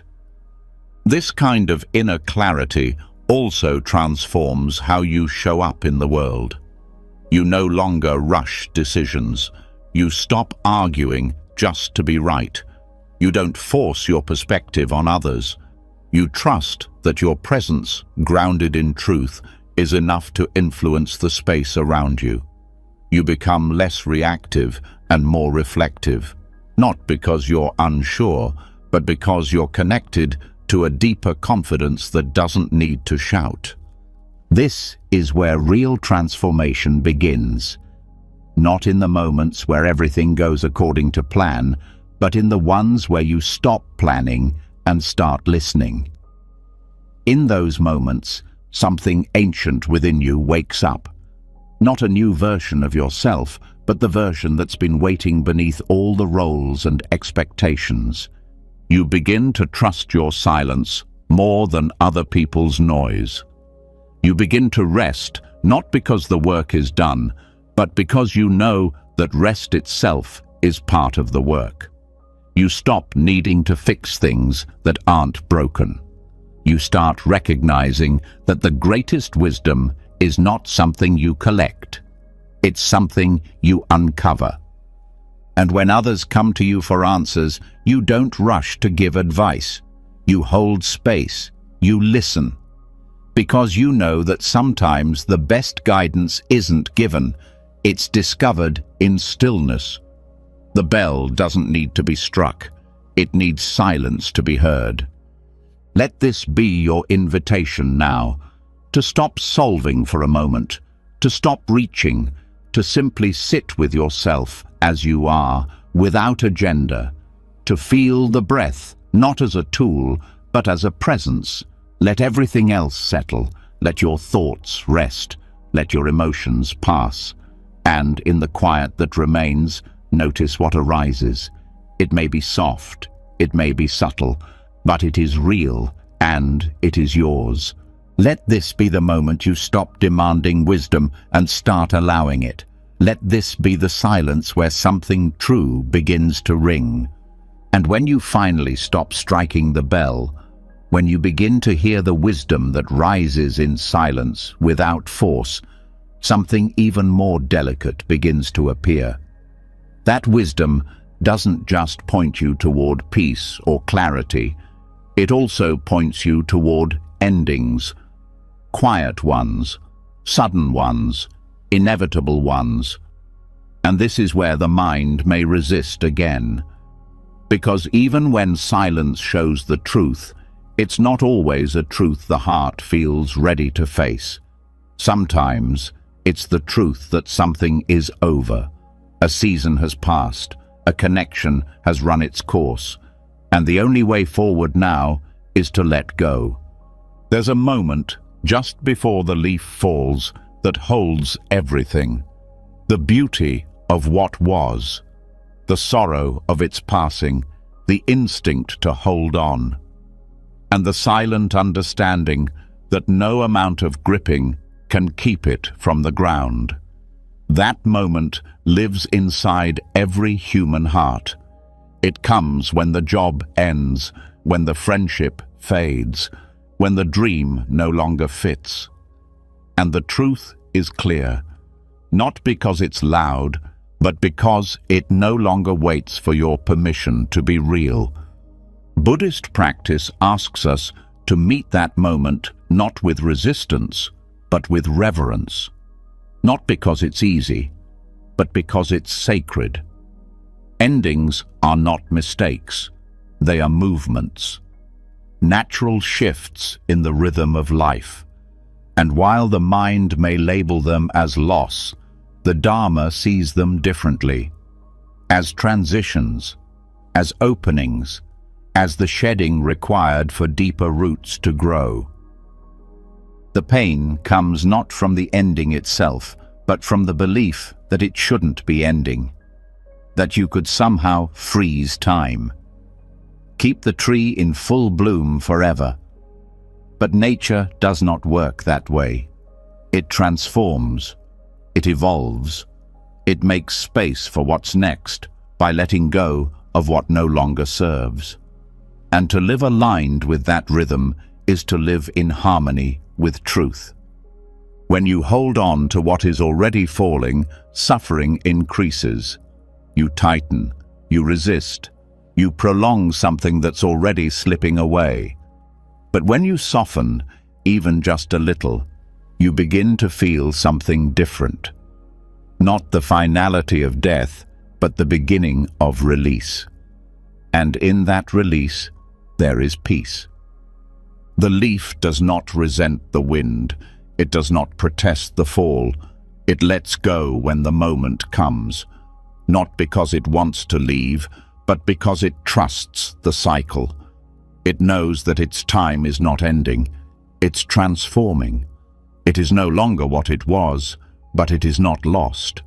It returns to the earth. It nourishes what comes next. This is how Buddhist practice teaches us to meet change. Not as something to be fixed, but something to be welcomed with awareness. The end of a relationship, the closing of a chapter, the moment when the identity you once carried no longer fits. These are not failures. These are signs of life moving. To embrace natural endings, you must first see them clearly, not rush past them, not numb them, not disguise them as detours, but honor them for what they are, necessary turning points, invitations to shed what no longer aligns, and that requires presence, presence that does not demand closure, but allows for integration. Grief may still rise. It often does. That is not a sign of weakness. It's a sign of love, of connection, of how much something mattered. But grief is not an enemy. It is a companion that walks beside you until you are ready to walk alone again. And walking alone is not a punishment. It is a practice, a chance to return to yourself, to listen more closely, to notice who you are when the old roles fall away, when the attachments loosen, when the story begins to change. Endings also bring space, and in that space, a new kind of breath appears, a deeper inhale, a softer exhale, not because everything is perfect, but because you're no longer fighting what can't be stopped. You are no longer pouring energy into resistance. You are letting life move. The leaf does not return to the branch, and you don't have to return to versions of yourself that you've outgrown. Growth doesn't always look like building something new. Sometimes it looks like dissolving what is finished, honoring it, and allowing the empty space to remain empty for a while. There is wisdom in the pause between what was and what's next. That pause can feel like death, but it is often the beginning of new roots taking hold beneath the surface. You don't always have to know what comes next. You just have to trust that letting go is not the end of your story. It's part of how your next chapter is born. The mind might say, "But I gave so much. But it wasn't supposed to end like this." And those thoughts are valid. They're echoes of attachment, not proof that something has gone wrong. You are allowed to mourn what ended. You are allowed to cry over the leaf that fell, but you do not need to carry it forever. Some things were beautiful. Some things taught you. Some things stayed longer than they should have, and all of them shaped you. The letting go is not a rejection of the past. It's a commitment to the present. A quiet agreement to meet life as it is, not as you wanted it to stay. When you stop resisting endings, You begin to recognize their beauty, the relief of not having to pretend anymore, the honesty of saying, "This has run its course," the strength it takes to stop clinging and start trusting. This doesn't mean you disconnect from love. It means your love becomes freer, less possessive, more alive. It means you don't demand permanence in a world made of change. You don't need forever to feel something deeply. You don't need guarantees to give your heart fully. Every leaf that falls is a teacher. It shows you how to release with grace, how to let go without losing yourself, how to face the wind with open arms instead of clenched fists. And every time you do, you become lighter. Not because you're less, but because you're more in tune with what matters now. Tonight, if something is ending, if you're standing at the edge of something you don't want to let go of, breathe with it, name it, feel the weight of it, and then, with kindness, begin to release it. You don't have to force the fall, just loosen your hold. Let the natural process unfold. Say to yourself, "I trust what's ending. I trust what will grow in its place. I don't need to hold what no longer holds me." And with that, feel the ground return beneath your feet. Not because everything is certain, but because you are no longer trying to stand still in a season that's already moved on. The leaf has let go, and now so can you. And when the leaf finally falls, when you no longer grip what has already gone, something unexpected happens. Not just emptiness, but openness. Space not filled with fear or regret, but with possibility. And this space leads to one of the most transformative truths of all. You don't have to keep taking to feel full. You don't need to possess to feel secure. Sometimes the greatest power is not in what you hold, but in what you freely give. Not to control, not to gain, but to release. This is where generosity or dana becomes not just an act of kindness, but a deep spiritual practice. The hand that opens without taking is not weak, it is awake. In Buddhist tradition, generosity is considered the first perfection. It's not secondary, it's foundational. Because to give without attachment is to confront one of the core illusions of suffering, that we must cling to have enough, that what we own defines our worth, that holding on protects us. But true giving undoes this illusion at the root. It teaches the mind that value doesn't come from what is stored, but from what flows. Dana is not charity. It's not a performance. It's a quiet offering that comes from a place beyond ego. It is a giving that expects nothing. It is the absence of grasping disguised as kindness. It is the surrender of control under the cover of compassion. This is important because many people give but still cling. They give their time, their love, their effort, but hold on to expectations. They want appreciation. They want recognition. They want control over how the gift is received. But this isn't true dana. That's a transaction, and transactions carry weight. True generosity carries none.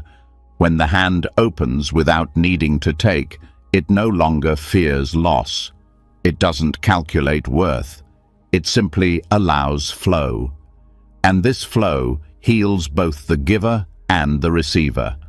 The giver is freed from self-obsession. The receiver is given space to feel seen without debt. No one is bound.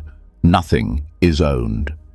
Buddhist practice teaches that giving breaks the illusion of permanence. The act of letting something go, a material possession, time, attention, reminds us that we do not own anything. Not truly. Even the body we live in is borrowed. Every moment of life is a gift we can't keep. Dana mirrors this truth. When you give, you align with reality instead of fighting it. And it extends beyond things, giving attention without needing to be the center, giving love without controlling how it returns, giving forgiveness without holding it over someone's head. These are harder forms of generosity because they ask us to let go of emotional control, the subtle kind that hides inside noble acts. But here's the paradox. The more freely you give, the more you receive, but not in the way the mind expects. You receive peace, lightness, connection that's not based on power, trust that isn't bought, joy that isn't earned. And you begin to feel that what you feared you would lose through giving is the very thing giving returns to you tenfold. Dana also softens the walls between self and other. It blurs the hard line of separation. When you give genuinely, the illusion of isolation weakens. You see that the line between mine and yours is not as solid as it seemed. You begin to understand that your joy is linked to theirs, that your peace is not private property, but something that grows through shared humanity. This is not a philosophy to admire from afar. It's a practice, a way of moving through the world, a habit of offering, not as a performance, but as a reflection of presence. You give not because you're supposed to, but because you see the moment clearly, and the most natural response is openness. And that openness trains the heart. Each act of generosity becomes a quiet lesson in detachment, not cold detachment, but warm freedom. You offer and you let go. You act and you don't grip the outcome. And this trains you to live more lightly, to move through the world with less friction, less need. This practice also works in reverse. When you withhold, when you cling, you feel it in your body. The tightness, the fear, the pressure. Holding too much of anything creates suffering. Even the grasping at good feelings becomes exhausting. But when the hand opens, the body breathes, the heart expands, the mind rests. Generosity, when practiced deeply, undoes the identity of lack. That hidden story that says, I don't have enough. I'm not enough. If I give, I'll be empty. But giving proves otherwise. Giving shows you that you are already full, that you don't need to protect your peace with walls. You can offer it, share it, live from it. And this applies not only to individuals, but to the way we relate to the world.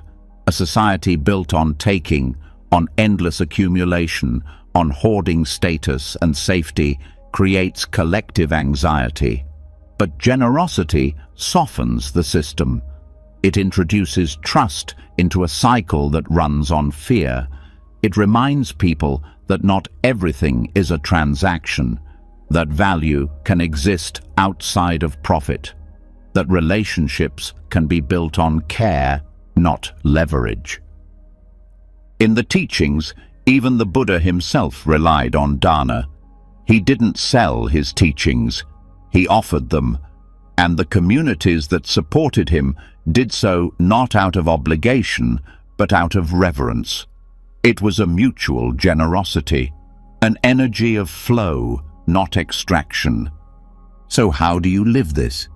It begins with awareness. Notice when you hold too tightly, when your giving comes with strings, when your kindness masks control, and then begin to open small steps. Give without explanation, without waiting for praise. without needing a specific outcome, not to feel better, just to be free. And when the fear rises, and it will, breathe through it. Let your body remember that you are not losing, you are releasing, you are stepping back into rhythm with reality, into the truth that everything you try to keep will one day be taken anyway. So, let it move through you. Let it do its work in someone else's life. And do this not just when it's easy, but when it's hard, when the heart wants to close, when the ego wants to protect, when your pain says, "Don't give again." That's when the practice becomes real. That's when Dana stops being an idea and becomes a transformation. Because what you're really giving up isn't the thing. It's the illusion that you need it to be whole. So tonight, feel your hands, literally. Let them rest open on your lap. Let the body show you the gesture. And then ask yourself, where can I open more? What have I been gripping? Not just in objects, but in thoughts, in relationships, in identity. Let the answers come. Let them be gentle. You don't have to fix it all now. Just begin. Begin with the smallest offering, a thought released, a kindness given, a need let go. And as you rest, repeat silently, I can offer without owning. I can love without holding. I can live with open hands. And when the hand opens without needing to take, when the act of giving becomes a soft release instead of a silent demand, something begins to shift. You start to feel less tangled, less rushed, less burdened by the invisible weight of having to shape everything perfectly. But there's still one place where control quietly hides: the breath. Not the act of breathing itself, but the tension that builds when you forget to return to it. When life spins too fast, when the urge to fix everything takes over. And yet, with one inhale, everything can settle. The dust doesn't need to be swept. It needs to be left alone long enough to land. And that's what mindful breathing offers. A return to peace, not through effort, but through presence. In the Buddhist path, the breath is not just a biological necessity, it's a bridge, a thread between the body and the mind, between reaction and awareness, between the chaos of the world and the clarity within. And unlike anything else you might rely on, it is always available, always faithful, always here. Mindful breathing is not dramatic. It won't make the problems disappear. It won't erase your schedule or give you immediate answers. But what it does is even more powerful. It stops the spiral. It breaks the pattern. It invites the nervous system to pause before it tries to fix, solve, defend, or chase. It shifts the attention from the storm to the eye of it. The breath grounds. It does not need to be manipulated to do this. Simply noticed, received, felt. When the mind is racing, the breath slows the race. When the body is bracing, the breath softens the grip.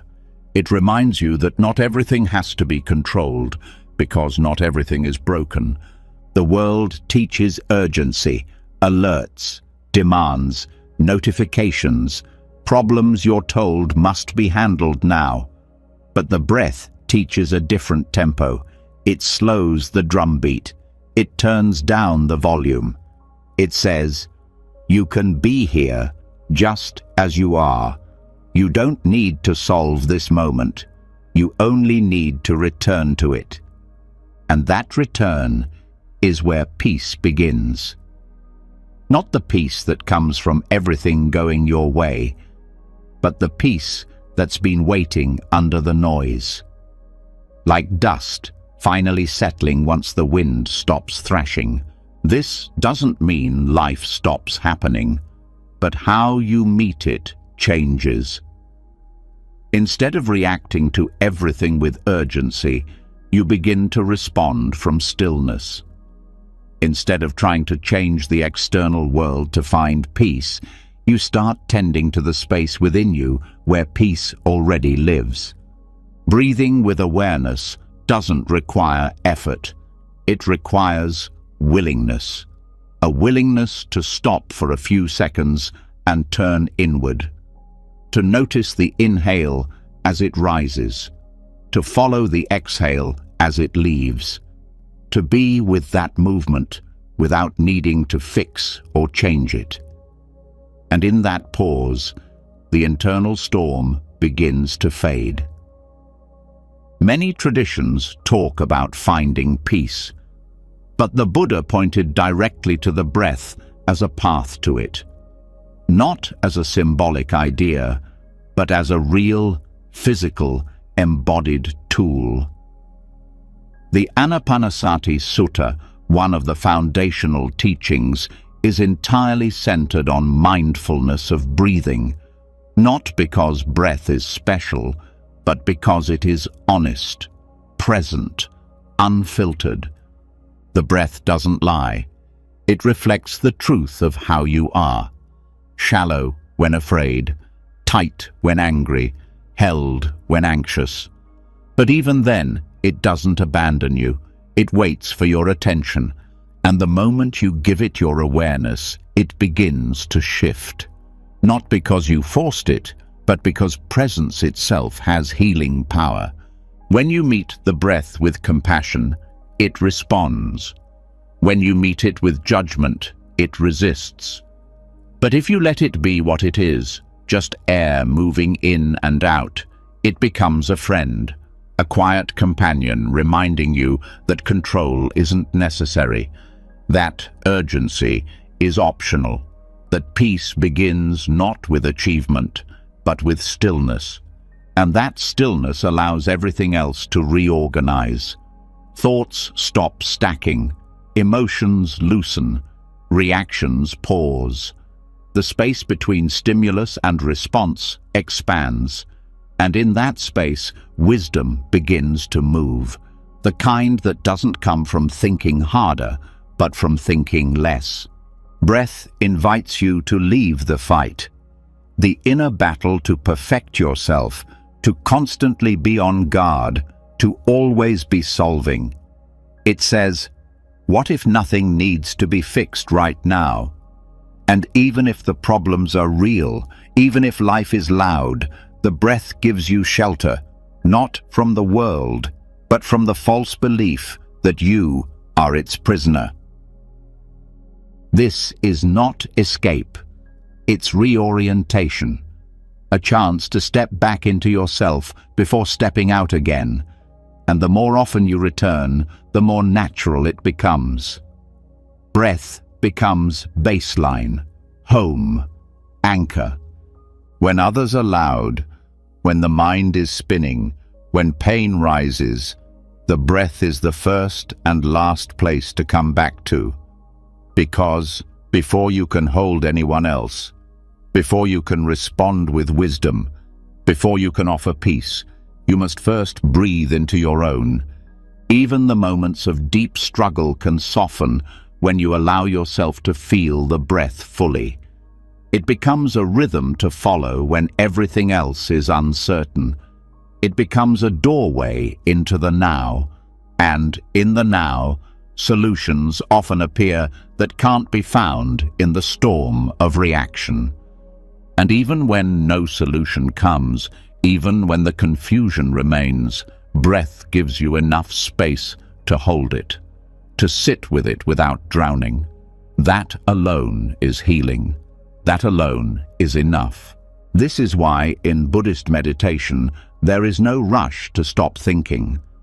The breath is not used to block thought, but to meet it differently, to sit beside it instead of inside it, to stop believing every urgent message it sends.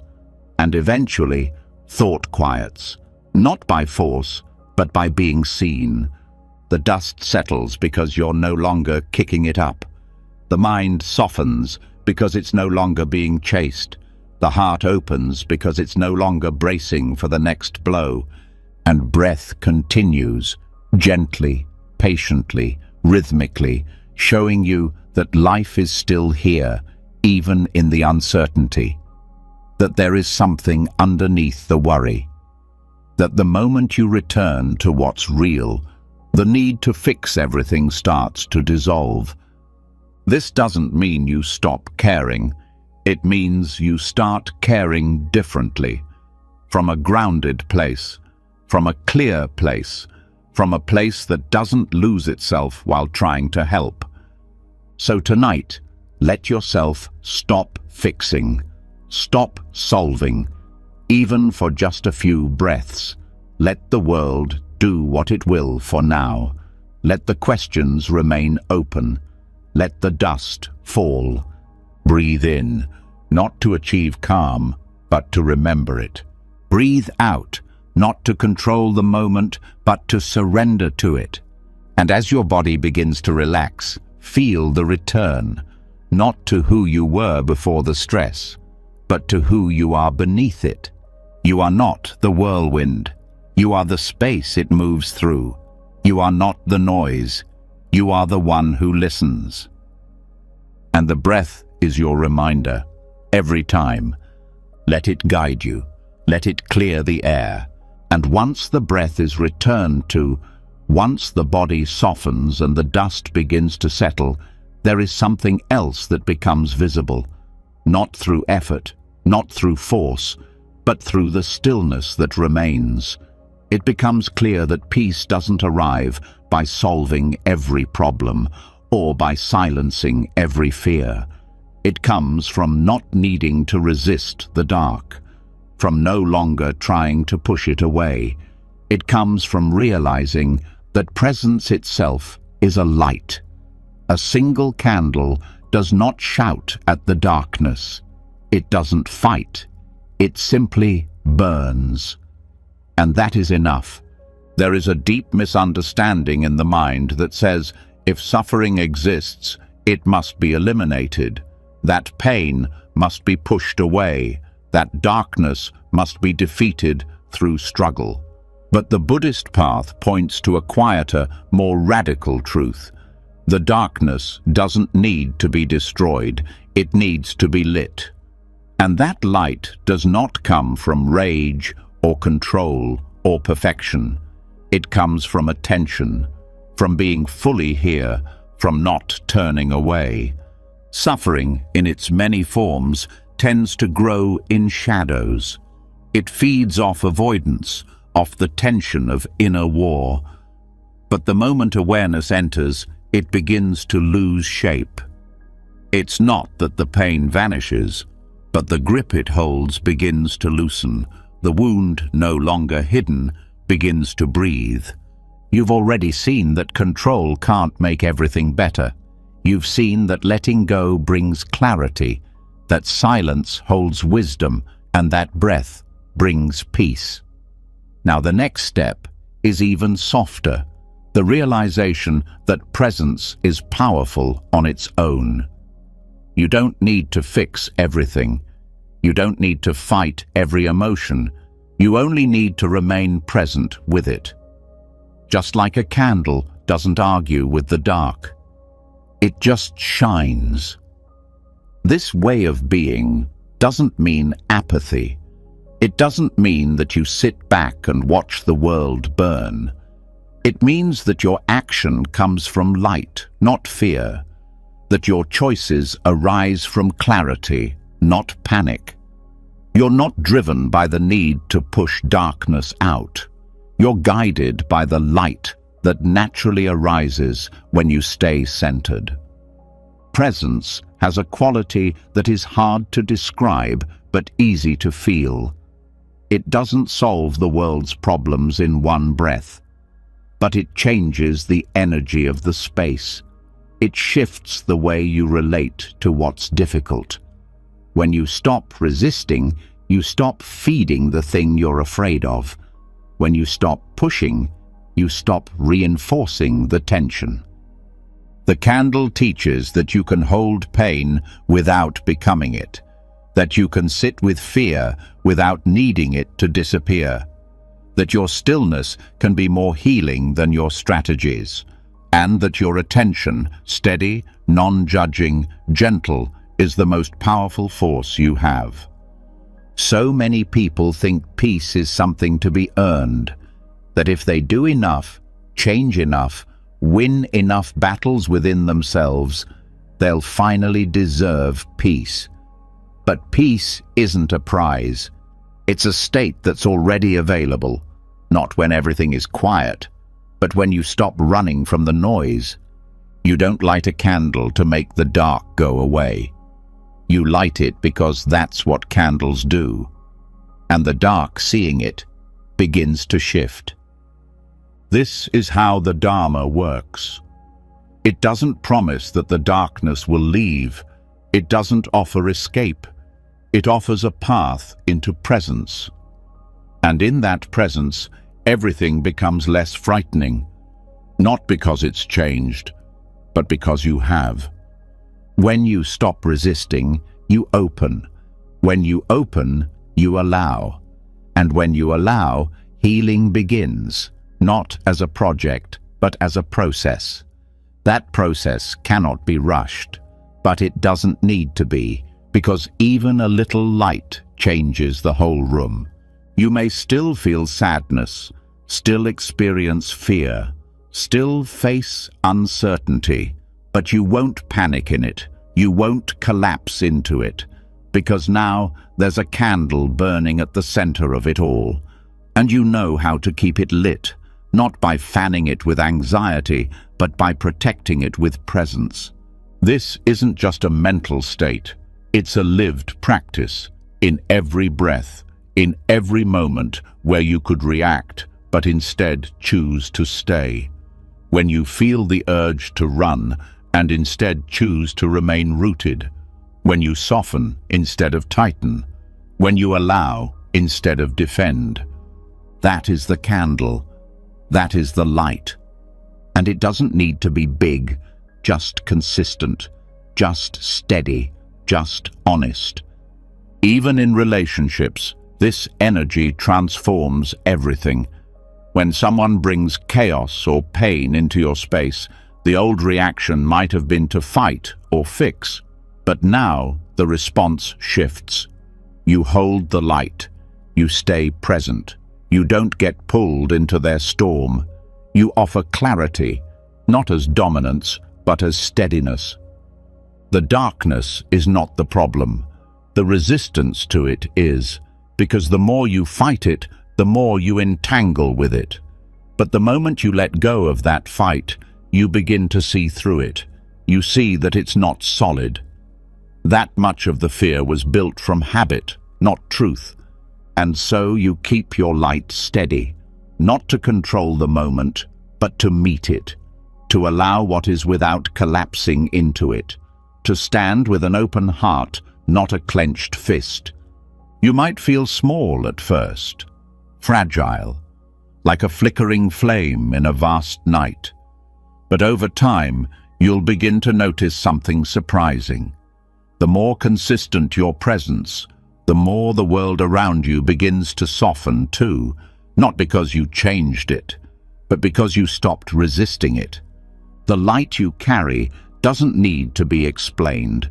It doesn't ask for permission. It doesn't need to prove anything. It simply exists. And in that existence, everything begins to feel possible again. So tonight, you don't need to chase anything. You don't need to fix anything. Let the thoughts come. Let the emotions rise. Let the body feel what it feels. And through all of it, stay. Don't flee. Don't argue. Just breathe. Just witness. Just be. That's the candle.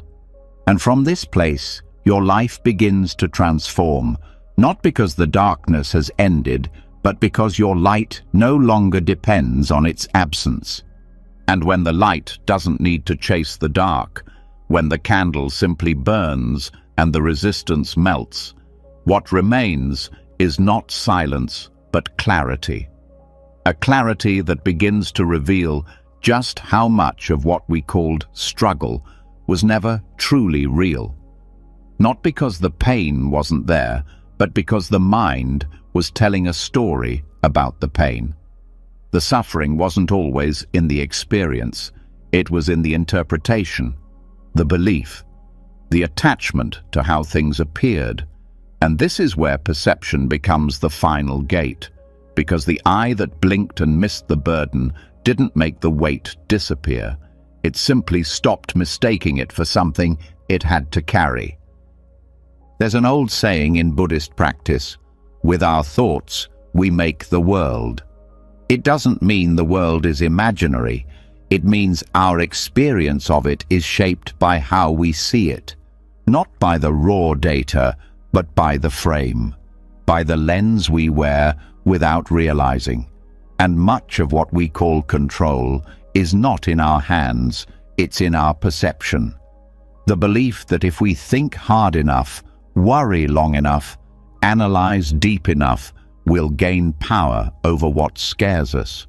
But that search for power creates more tension. The real shift comes when you start to see that the burden was never what happened. It was the story built around it. When awareness sharpens, you begin to notice that most control isn't action, it's attention. It's the way the mind keeps circling, trying to make sense of everything before it lets go. It believes struggle is proof of strength, that if it can just grip a little tighter, the fear will leave. But sometimes all that's needed is a blink, a soft release, and in that tiny pause, the illusion crumbles. Not because you figured it out, but because you stopped staring at it through the lens of resistance. The mind often creates tension by assuming its version of reality is the truth. But perception is not truth. It's a translation. And translations can distort. They can miss the nuance. They can turn a breeze into a threat. But when awareness opens wider, you start to see that the struggle was never in the wind. It was in how you braced for it. This is where mindfulness does its deepest work, not in calming the moment, but in recalibrating how you see the moment. When you stop automatically labeling what's happening as good or bad, success or failure, threat or comfort, the moment becomes spacious. And in that space, the pressure drops. A shift in perception can feel like a miracle. But it's not magic. It's the mind remembering how to see without projection. Like noticing that a shadow isn't a monster, just the shape of something misunderstood. Or realizing the weight on your shoulders was never yours to carry. You just believed it was.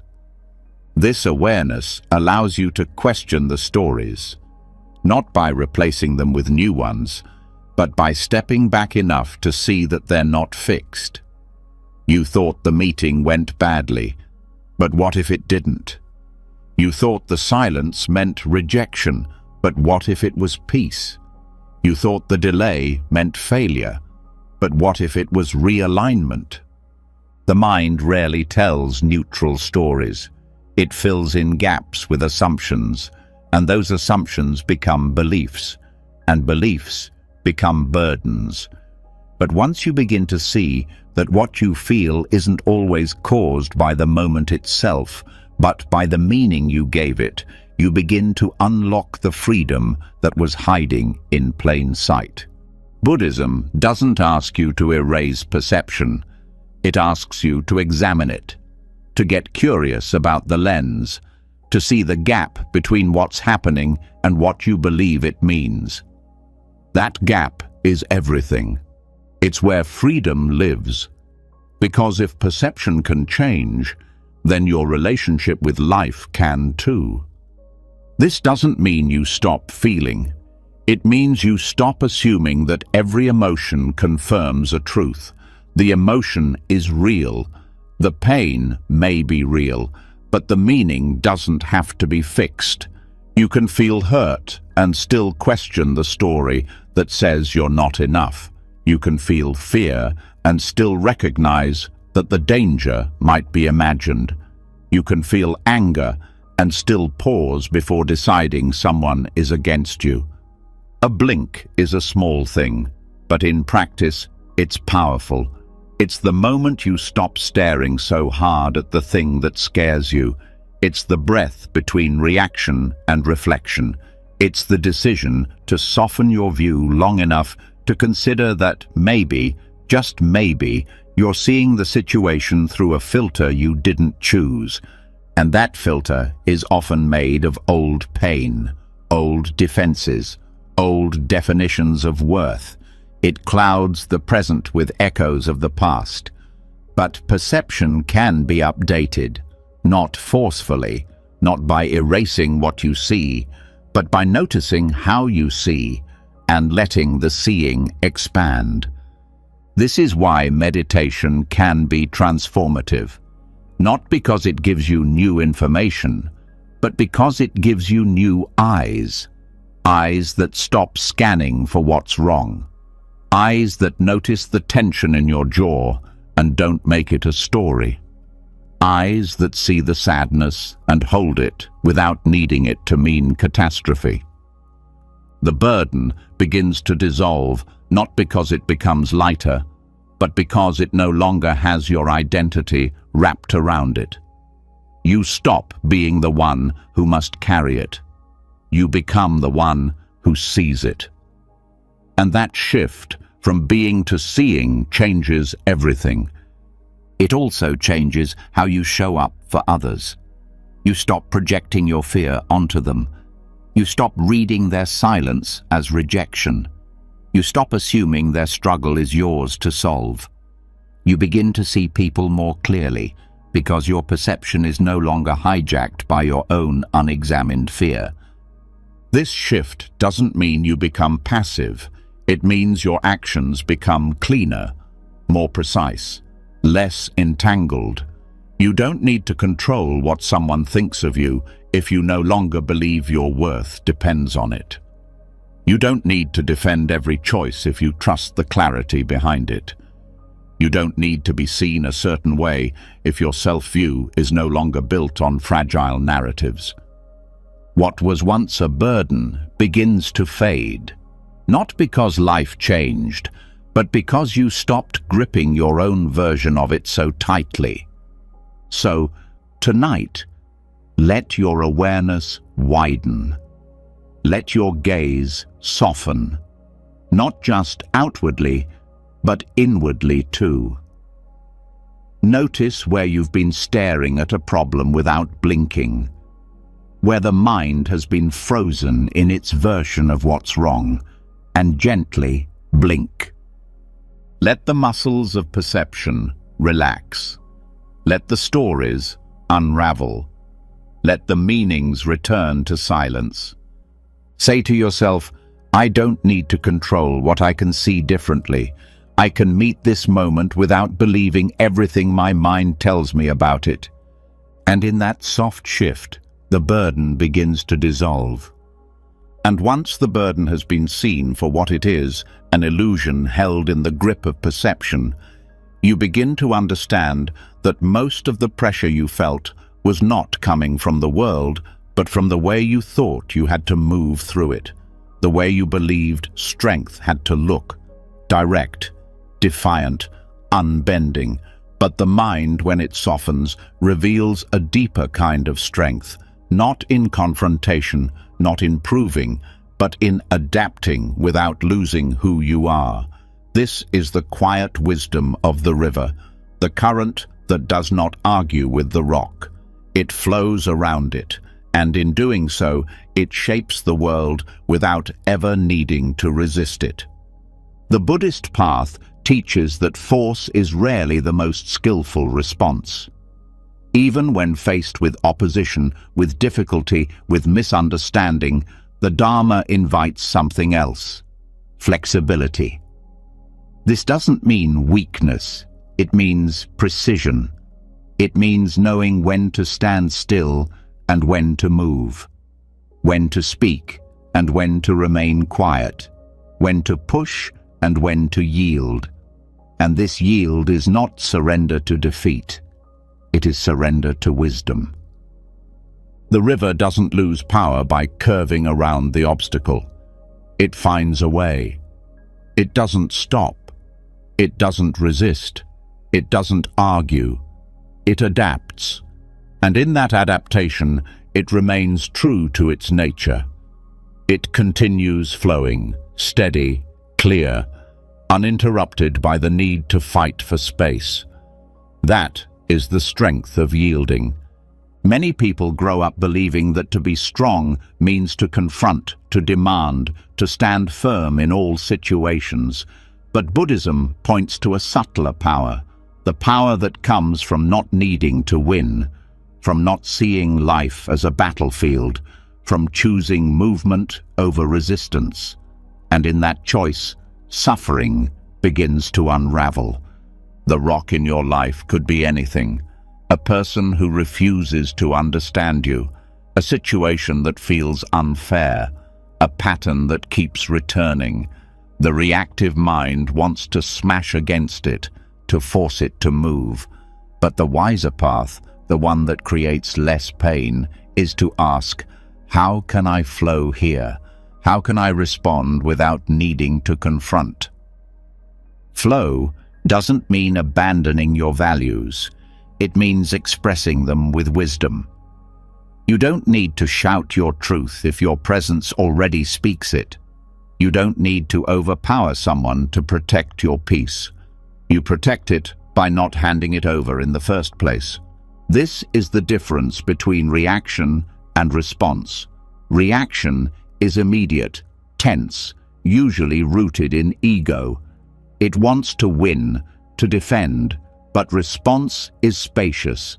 It listens, it watches, it waits until it sees the clearest path. And often, that path is not through the obstacle, but around it. The river doesn't waste energy trying to move what cannot be moved. It moves itself. It trusts its direction more than it fears the block. That is not weakness. That is mastery. The understanding that adaptation is not compromise, it's wisdom in motion. This also applies internally. The rocks inside you, those hard places, those habits of mind, those emotional triggers, you don't need to confront all of them at once. You don't need to break yourself apart to become whole. Sometimes the path forward is not digging deeper, but allowing yourself to move around what isn't ready to shift, to acknowledge the resistance without engaging it, to keep flowing in the direction of your peace. Adaptation, in this way, becomes a sacred act. It means you are listening to life instead of fighting it. You are no longer forcing outcomes, but moving with what arises. That doesn't mean giving up. It means being wise with your effort, using your energy where it matters, not trying to change what isn't yours to control. This is where so much of our suffering softens. When we stop trying to make people agree with us, when we stop trying to get closure from those who won't give it, when we stop forcing healing before it's time, we become like water, not because we have no direction, but because we've stopped wasting energy on things that do not move. And over time, that flow shapes everything. The hardest stone becomes smooth, not through force, but through time, through the consistency of contact, the quiet power of presence. That's what adaptation gives you, the ability to stay on your path without burning out, the ability to remain soft without becoming weak. This is the heart of skillful means. Not fixed rules, but flexible application. Responding to the moment as it is, not with what worked yesterday, not with what you wish were true, but with what is needed now. That requires presence, attention, humility, and the courage to move differently. You begin to notice how often confrontation is unnecessary. How many arguments could dissolve if just one person chose to listen without defensiveness. How much energy is spent proving what no one is asking you to prove, and how liberating it is to let all that go. This also transforms how you hold your own pain. You stop trying to fix every emotion the moment it arrives. You stop trying to be perfectly calm all the time. You start flowing with the inner weather instead of battling it. Sadness arises. You feel it. You breathe. You let it move through. You don't set up camp in it, but you don't push it out either. You adapt. And the more you do this, the more confidence grows. Not the loud kind, not the kind that needs applause, but the kind that knows. I can handle this. I don't have to control everything to feel safe. I don't need everything to change for me to keep growing. I can move with life and let it shape me without breaking me. This is the power of non-confrontation. It gives you back your energy. It gives you back your peace. It teaches you to move without friction, to shift without losing center, to bend without losing spine. And this is not just personal, it's collective. Societies built on dominance and resistance burn out. But communities that learn how to adapt, how to listen, how to move with each other instead of against each other, those are the ones that endure. So tonight, think about what you've been pushing against, what you've been trying to change through pressure, through tension, through argument. Ask yourself, is there another way? Can I flow around this instead of smashing into it again? Can I protect my energy by moving with the truth instead of against it? Say to yourself, I don't need to fight to move forward. I don't need to control to stay strong. I can trust the flow of who I am. And then breathe into that. Let it soften what's still bracing inside you. Let the river keep moving. And after learning to move like the river, after flowing around the rock instead of colliding with it, there's something else that becomes clear. It isn't always the resistance in the world that wears you down. Sometimes it's the invisible need to be seen, to be heard, to be acknowledged for every thought, every truth, every effort. There's a quiet hunger inside that longs for others to understand, to validate, to echo back what you know within. But in Buddhist practice, one of the most powerful teachings comes in the gentlest form, the whisper that didn't demand to be heard. Not because it was unimportant, but because it no longer needed the world's agreement to remain at peace. This kind of silence is not suppression. It's not fear. It's not apathy. It's clarity. The understanding that truth doesn't gain value when others confirm it. That inner knowing doesn't become stronger through external echo. It becomes more stable when you stop needing anything from it. When it can speak softly inside you and remain enough. This lesson is often the hardest for the heart, especially for those who have spent a lifetime trying to prove themselves, who have shaped their voice to match the room, who have learned to speak louder when they feel invisible. But the Dharma shows another way, the way of silence that is not empty but complete, the way of power that doesn't push, doesn't argue, doesn't plead, the power that simply exists. This isn't about isolating yourself. It's about letting go of the craving for external reflection. Not because others don't matter, but because their understanding is not your oxygen. You begin to see how much energy is lost in trying to be understood by everyone. How many words are spent not out of sharing, but out of insecurity. And how quiet life becomes when you no longer chase after someone else's agreement. There is a deep strength in this, a freedom that comes when you realize you don't have to explain your every feeling, when your emotions don't need to be justified in someone else's language, when your boundaries don't need to be defended with long speeches. They simply are, and that's enough. The whisper is the moment when truth no longer needs an audience. It's not hidden. It's just not broadcast. It's sacred, not secret. It lives where clarity lives, in the space between the noise.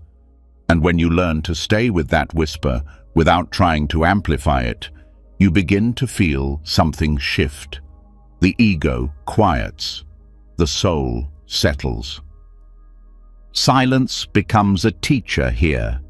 Not the silence of avoidance, but the silence of grounded presence. The kind of silence that listens more than it speaks. That notices without reacting. That sees the drama unfold and doesn't rush to join it. That holds space without trying to control it. You begin to notice how much of your communication was rooted in fear. Fear of being misunderstood. Fear of being dismissed. Fear of not being heard. And as that fear softens, your words become fewer, but heavier.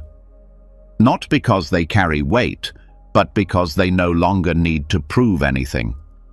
This also shifts how you move through conflict. You stop needing the last word. You stop explaining to people who aren't listening. You stop pouring your truth into places that only echo back confusion. Instead, you allow silence to do its work. You let time teach what urgency cannot. There is a dignity in not defending yourself, in not forcing people to see your side, in allowing misunderstandings to float without needing to chase after them. That doesn't mean you allow disrespect, but it means you no longer tie your peace to someone else's perception of you. And this changes how you relate to your own inner world. You begin to sit with your thoughts without narrating them. You let feelings come and go without needing to tell a story around each one. You rest in the knowing that not every truth needs to be shared to be real. In meditation, this is why the silence matters so much. Not just the outer silence, but the inner one. The moment when you stop trying to organize your mind and simply let it be. Not controlling the thoughts, not suppressing them, just observing without needing to respond. And in that stillness, something else begins to emerge. Not a solution, but a deeper presence. This is what the whisper teaches. That presence is enough. That truth can live inside you without having to announce itself. That the deepest clarity often arrives when you stop talking long enough to feel it fully. And this doesn't make you invisible. It makes you rooted. People feel this difference. They feel when your peace doesn't depend on their approval. They feel when your silence holds substance, not avoidance. And often they lean in, not to fill the silence, but to understand it. You also begin to notice how much space opens up when you stop needing to narrate your life. How many moments become more vivid when you're not busy explaining them. How relationships deepen when you're not always trying to manage how you're perceived. This is not the silence of giving up. It's the silence of letting go, of realizing that not every truth needs to be argued into acceptance. Some truths become stronger when left alone, like fire that doesn't rage but smolders, steady, quiet, unstoppable. And in this quiet, you find yourself again, not the self you present to be accepted, but the self that exists beneath all performance, the one that doesn't need to be heard to feel whole, the one that no longer shouts because it finally feels safe to speak softly or not at all. So tonight, if there's something inside you that no one understands, let it be. Don't rush to explain. Don't demand to be seen. Just stay with it. Hold it like a whisper. Let it live inside you without needing to echo outside you. Say to yourself, I do not need to be understood to be at peace. My truth does not require volume. My clarity is not fragile. And then rest in that. Let the silence deepen. And when the whisper no longer needs to be heard, when truth rests inside you without seeking echo or explanation, something deeper begins to unravel. Not from outside pressure, not from the world changing, but from the inside loosening. You start to feel a tension that's been there for years begin to weaken. The grip that held you in place wasn't always visible, but it was always there. And now, with silence as your teacher and presence as your strength, you begin to see it clearly for what it is. Control. The rope that once seemed like safety, purpose, even identity, now revealing itself as the very thing that's kept you bound. Control is a quiet captor. It disguises itself as responsibility, as planning, as order. It offers the illusion of power, promising stability in an uncertain world. But beneath that promise is a tightening, a weight, a constant pressure to hold everything together. And over time, that pressure doesn't create freedom. It creates fatigue. It creates fear. It turns life into something that must be managed, fixed, and controlled rather than experienced and trusted. In Buddhist teachings, this is the root of clinging, not just to possessions or people, but to the belief that if we let go, we'll fall apart, that if we don't pull the rope tighter, everything will unravel. But the irony is, the rope was never keeping us safe. It was keeping us stuck. Every time we try to control how others see us, we tighten that rope. Every time we force a decision that isn't ready, speak a truth that isn't ripe, or cling to a plan that no longer fits, we're adding threads to the tension, not realizing that control, though it feels secure, is a kind of prison, not made of walls, but of habits, of old beliefs, of the fear that surrender means failure. But just like a rope wears over time, so too does our ability to keep pretending that control is working. We start to notice the fraying in our stress, in our impatience, in the sharp edges of our thoughts, in the way even joy starts to feel like something we're managing instead of feeling. That fraying isn't the beginning of chaos, it's the beginning of freedom. When a rope begins to unravel, it doesn't collapse all at once. It loosens, slowly, and so too must we. Control can't be cut abruptly without shocking the system. It must be unwoven, thread by thread. Awareness is the tool that does this. Each moment of noticing, I don't need to force this, I can let this go, I don't have to hold this together, is a thread released. The mind will resist at first, because control gave it identity. It was the one who kept things moving, who stayed responsible, who knew the next step. But the Dharma teaches a different kind of knowing, a knowing that does not control but trusts, that listens instead of plans, that watches instead of grasps. Control is reactive. Freedom is responsive. Control is rigid. Freedom is fluid. And as the rope unravels, what remains is not nothing. It's space. It's room to breathe.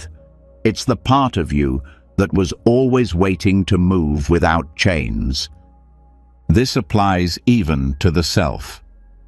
We don't just try to control the world, we try to control who we are. We hold ourselves to identities that no longer fit. We keep repeating stories that keep us small. We cling to the rope of, I'm this kind of person, not because it's true, but because it's familiar. But identity, like anything else, is meant to evolve. It is not fixed. It is not a contract. It is a river.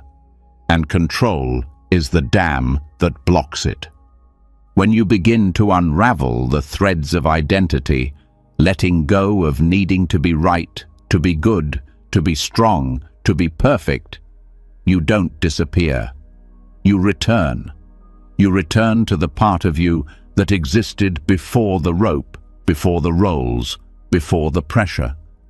This unraveling also teaches compassion, because when you no longer grip your own story so tightly, you stop demanding others grip theirs. You allow people to change, to grow, to fall apart and come back differently. You stop needing them to fit your expectations because you're no longer trying to fit your own. And the world becomes softer. Not because it changes, but because you've stopped trying to hold it still. You begin to see beauty in its movement, in its uncertainty, in the way it refuses to be tamed. That refusal used to scare you. Now it feels like truth. You learn to meet life with open hands, to let the rope fall from your fingers. Not because you've given up, but because you've woken up. To the truth that control was never peace. It was never safety. It was the armor that kept love out, kept joy small, kept you distant from the softness of the moment. As you unweave the rope, you rediscover choice. Not the illusion of control, but real, grounded choice. The ability to move with intention instead of reaction, to respond to the moment instead of rewriting it, to act from presence, not from habit. And that's when liberation begins to feel less like a concept and more like a body sensation, less like a goal and more like a return. Your shoulders drop, your breath deepens, your mind stops racing ahead. You're not waiting for peace anymore, you're living it. You're no longer tangled in the fight to be enough. You already are. You're no longer clutching your life into shape. You're shaping it gently, with care, not control. You begin to trust that what falls apart was never yours to hold, and what stays, stays freely. This kind of freedom doesn't make you reckless, it makes you respectful. You treat life as something to be touched, not gripped. You meet others with openness, not strategy. You lead yourself with curiosity, not fear. You begin to feel like the truest version of yourself, the one who doesn't need to hold everything together in order to be whole. So tonight, feel for the rope. Where is it still tight? What are you still gripping? What are you trying to hold up that may not need to be held anymore? Don't force it loose. Just breathe, look at it, Let it speak. Say to yourself, I do not need to bind myself to be safe. I do not need to grip to be worthy. I can let this thread fall, and I will still be here. And then let the next thread fall, and the next, until what remains is not a rope, but a truth. You were never the knot. You were always the space around it. And once the rope has fallen away, once the grip has loosened and the threads of control have unraveled, what you're left holding isn't tension anymore. It's space. But in that space, a question rises that's quieter and more unsettling than the rest. If I am not the one who held it all together, who am I? If I'm not the person bound to the image I've spent so long protecting, then what remains? That question is the doorway to one of the most profound Buddhist truths, that the self we work so hard to define, manage, and protect might not be what we think, that it might be more mirror than substance, something that reflects what passes through, but never holds on to it. And this is where the mirror that refused to hold the reflection becomes your teacher. In Buddhism, this teaching is called anatta, no self. It does not mean you do not exist. It means the fixed identity you keep trying to maintain is not what you truly are. The voice in your head saying, "This is me," the image you present to the world, the personality traits you think define you, all of that is in constant motion. And yet we suffer when we try to freeze those images, when we try to hold the reflection still. The mirror shows what's there, but it doesn't cling to it. It reflects, but it doesn't absorb. And when you begin to see yourself like this, something inside you begins to soften. The constant need to control how you're seen, how you appear, how consistent your identity looks to the world, it all starts to fall away.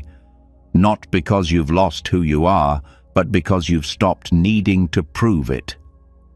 This detachment from identity is not disconnection. It's freedom. It allows you to meet each moment as something new, not as someone defined by the past, not as a person boxed in by their own labels, but as awareness itself, open and shifting with the world, no longer chained to a reflection that was never meant to be permanent. Think of how often you defend yourself, not from danger, but from someone misunderstanding who you are. Think of the energy spent maintaining the version of yourself you've created in your mind. You say, "I'm this kind of person," and then build your decisions around that image. But what happens when that image no longer fits? When life asks you to become something else, to change, to evolve? The suffering comes from trying to protect the reflection when the mirror is asking you to let it go. This happens in subtle ways. You feel anger and you say, "But I'm not an angry person." You feel doubt and you say, "But I'm supposed to be confident." And so the inner conflict begins, not between right and wrong, but between who you think you should be and who you are in that moment. But the mirror has no such argument. It simply shows what is, and then it lets it pass. To live like the mirror is to allow the self to breathe, to let it be dynamic, to stop gripping your traits like proof of stability, to see that what you call you is just a series of impressions, memories, preferences, habits, none of which stay the same. And yet, awareness itself does not vanish. The mirror remains, even as every image fades.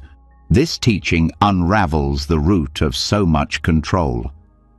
Because the deepest control is not over others, it's over the self.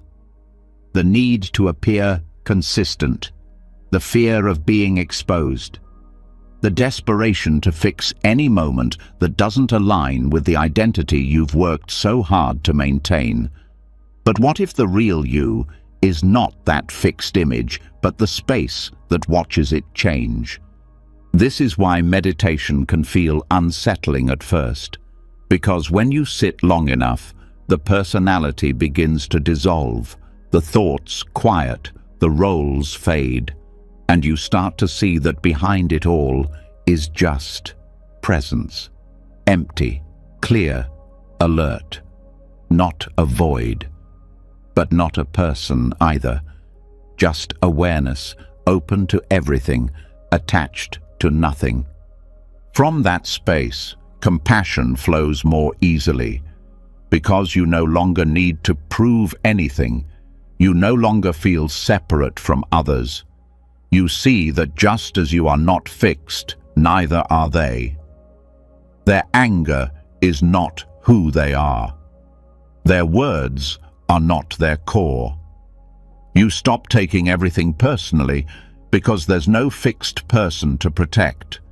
You also stop chasing validation, because who is it that needs to be validated if the self is only a reflection?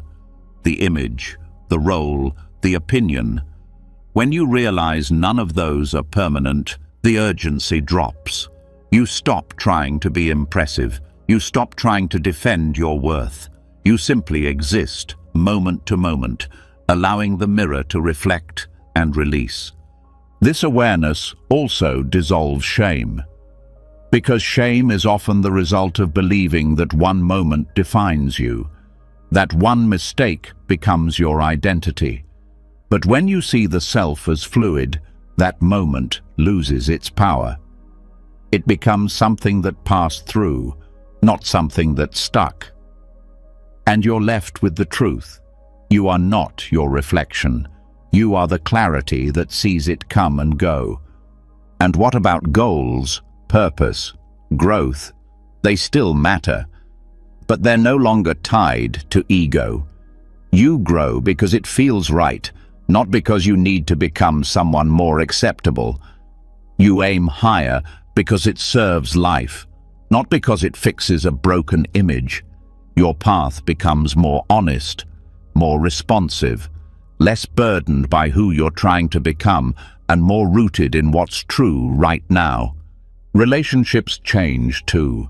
You stop expecting people to reflect back the image you want to see. You give them space to change, just as you're learning to do for yourself. You begin to love people for their essence, not for how well they mirror you. And in return, you stop feeling the need to shrink or bend to reflect what they expect. This all begins with the smallest awareness. The moment you catch yourself saying, "This isn't me," and instead of defending that image, you pause. You ask, "Who is me right now?" You let the answer change. And in that flexibility, peace enters. The control drops. The identity loosens. The mirror clears. So tonight, let the reflection go. Don't fight to hold it in place. Don't panic as it shifts. Just notice it. See how it moves. See how it dissolves. And then return, not to the image, but to the space behind it.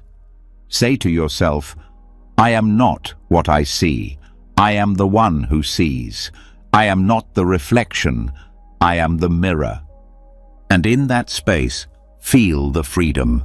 Feel the relief of no longer needing to hold anything still. And when the mirror no longer holds the reflection, when identity is no longer a fixed shape but a passing image, what arises next is the energy that was trapped inside that shape, the emotions that once had to fit the mold, the anger that had to be hidden, the sadness that had to be justified, the passion that had to be managed. Now, without the rigid structure of "this is who I must be," those emotions have space. But space alone is not enough. What you do with that space matters, because emotional energy doesn't need to be extinguished. It needs to be transformed. Like fire that warms without burning, this is the art of letting go, not by suppression, but through redirection. Emotions are not enemies. They are messengers. But when you try to control them, when you suppress them in order to protect your image or to avoid discomfort, they don't disappear. They go underground. They seep into the body. They rise in unexpected moments. They turn into anxiety, irritation, fatigue, not because they are dangerous, but because they have been denied the chance to move. Fire becomes destructive when trapped, but when given space, it gives light. It provides heat. It becomes useful. The Buddhist path does not ask you to be emotionless. It asks you to be intimate with what arises, to be aware of the sensations, the pull, the energy behind each emotion, not to act on it blindly and not to bury it, but to witness it fully. That witnessing changes everything. Because the moment you stop trying to fight the fire or run from it, you learn how to tend it. Like a monk tending the flame at a shrine, not out of fear, but out of reverence. Take anger, for example. It's not wrong, it's not weakness. It often carries valuable information about boundaries, about injustice, about care. But when it becomes entangled with ego, when it becomes an identity or a weapon, it burns everything. The practice isn't to kill the anger, it's to sit with it long enough to hear what it's trying to say, and then to decide with clarity how to use that energy. Maybe it becomes a boundary, maybe it becomes a conversation, maybe it becomes action, but it's no longer fire thrown wildly, it's heat directed wisely. The same is true for grief.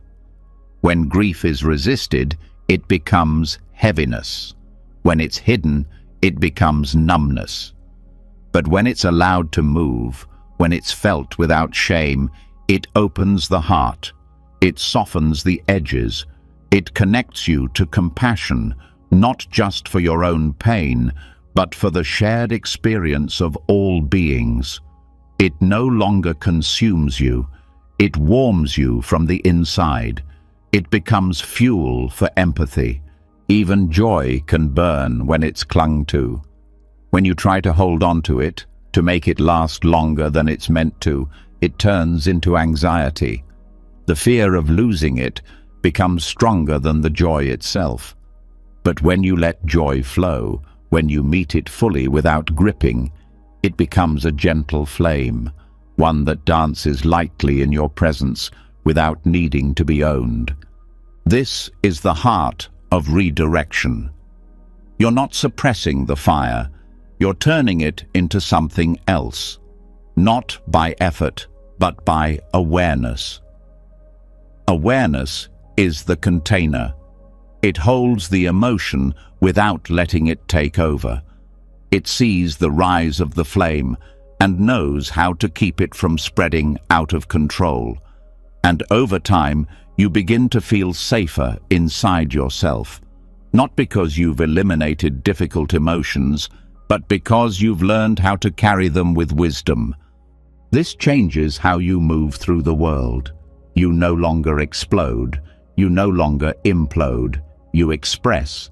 But that expression is not loud unless it needs to be. It's not silent unless silence is true. You stop being reactive and start becoming responsive. You act from clarity, not from habit. And this also means you stop fearing your emotional intensity. Some people are wired with deep emotional energy. This isn't a flaw, it's a gift. But if you try to control it, to mute it, it will turn inward. It will drain you. Instead, the path is to learn how to channel it. Like fire through a forge, It can shape steel, create tools, forge art, but only if it is tended. Meditation helps with this, not because it eliminates emotion, but because it trains the mind to watch it, to stay with it, to feel the heat rising and not panic, to say, "This too is part of the path," and to breathe with it until the mind becomes still enough to understand its direction. And in everyday life, this shows up in small moments. You feel irritation during a conversation. Instead of snapping, you pause. You breathe. You notice the heat. You name it softly. Frustration. You don't fight it. You don't feed it. You simply feel it. And then you choose what to say. The fire stays contained, but its warmth shapes your response. Maybe that warmth is honesty. Maybe it's patience, but it's no longer reactive. It's deliberate. It's clean. This practice also brings forgiveness, because when you learn to hold your own emotional storms without judgment, you begin to hold others with the same compassion. You see that everyone is carrying their own fire. Some are burning quietly, others are consumed. And your job is not to extinguish their flame. It's to be steady in your own, to be a safe presence, a warm light, a reminder that intensity doesn't have to mean destruction. Even when emotions are overwhelming, the teaching remains the same. Stay. Don't fix right away. Don't label. Don't escape. Just stay. Let the energy move. Let it speak. And when it softens, and it always softens, you'll find something new beneath it. A message, a truth, a clarity. And then you act, not from the heat, but from the wisdom that rose through it. This is how emotional energy becomes sacred, not by avoiding it, not by drowning in it, but by learning how to carry it with presence. Fire becomes warmth, anger becomes clarity, grief becomes compassion, joy becomes gratitude, and you become the one who holds it all, not with fear, but with reverence. So tonight, feel what's rising in you. Not to control it, not to suppress it, but to see it clearly. Let the fire burn, not to destroy, but to illuminate. Let it show you what needs attention, what needs love, what needs space. Say to yourself, "I do not need to put out the fire. I only need to stay close enough to understand it. My emotions are not the enemy. They are energy, waiting to be guided." And then breathe. Let the flame soften. Let the warmth return. And once the fire has warmed without burning, once emotional energy is no longer something to suppress, but something to understand, you begin to see the walls you built around yourself for what they truly are. Not strength, not safety, but tension, the invisible pressure of always trying to shield your inner world from unpredictability. All those guarded decisions, all those careful calculations, the mental effort it takes to close every door to uncertainty. It feels like protection, but it's exhaustion. And now, a new question rises from that heat. What if you stopped trying to close the gate? What if you let it stand open, not as an invitation to harm, but as a sign of trust? The illusion that control creates safety is one of the most persistent patterns in the mind. It teaches you to lock things down, to manage every outcome, to plan for every threat. But this approach treats life as a threat in itself. It assumes the world is hostile and you are alone. And over time, the gate you close to protect yourself starts keeping peace out as well. Not just pain. Buddhist practice asks something radical. It asks you to stop defending and start noticing, to stop reacting to fear and begin understanding its source. Because fear doesn't come from what might happen. It comes from believing you can't meet it if it does, and so the gate stays closed, tightly, rigidly, silently. But real strength is not in how many locks you fasten. It's in the willingness to open, not recklessly, not naively, but with awareness, with full presence, the kind of openness that says, I will not try to manage every variable. I will not organize my life into a fortress. I will meet what comes, and I will trust what stays. This shift feels strange at first, because we've been taught that control equals power, that caution equals wisdom, that planning every outcome is the smart thing to do. But what if that control is what's keeping life from reaching you? What if caution has turned into hesitation and planning into paralysis? The gate that stands open is not weak. It is deeply rooted in clarity.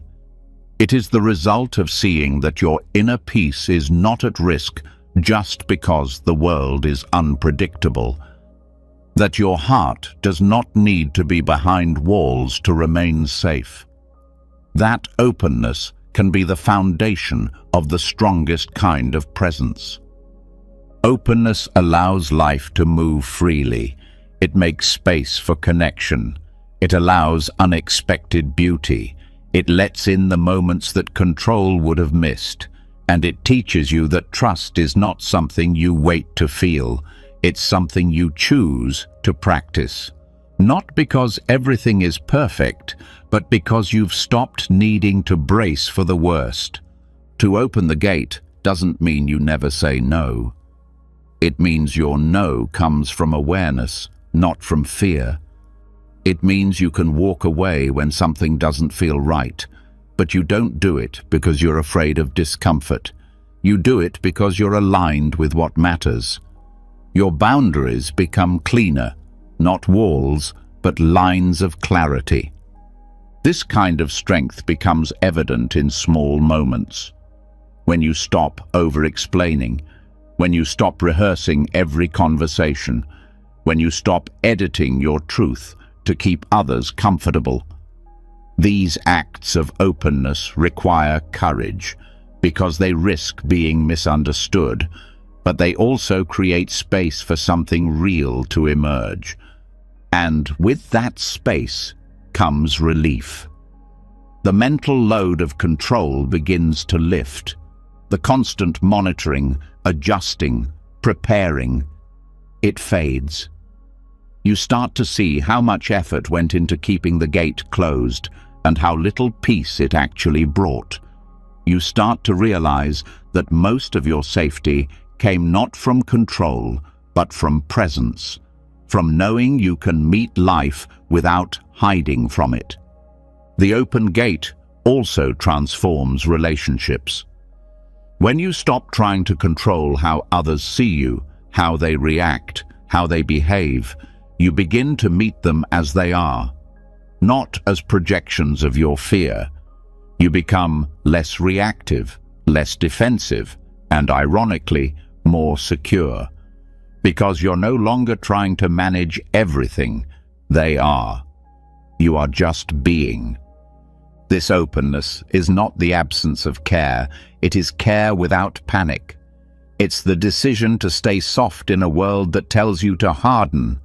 It's the strength to be transparent, even when you could hide. It's the willingness to let things be what they are, rather than what you think they should be. Buddhism teaches this through the heart practices: metta, karuna, mudita, upekkha, loving kindness, compassion, sympathetic joy, equanimity. All of these require openness.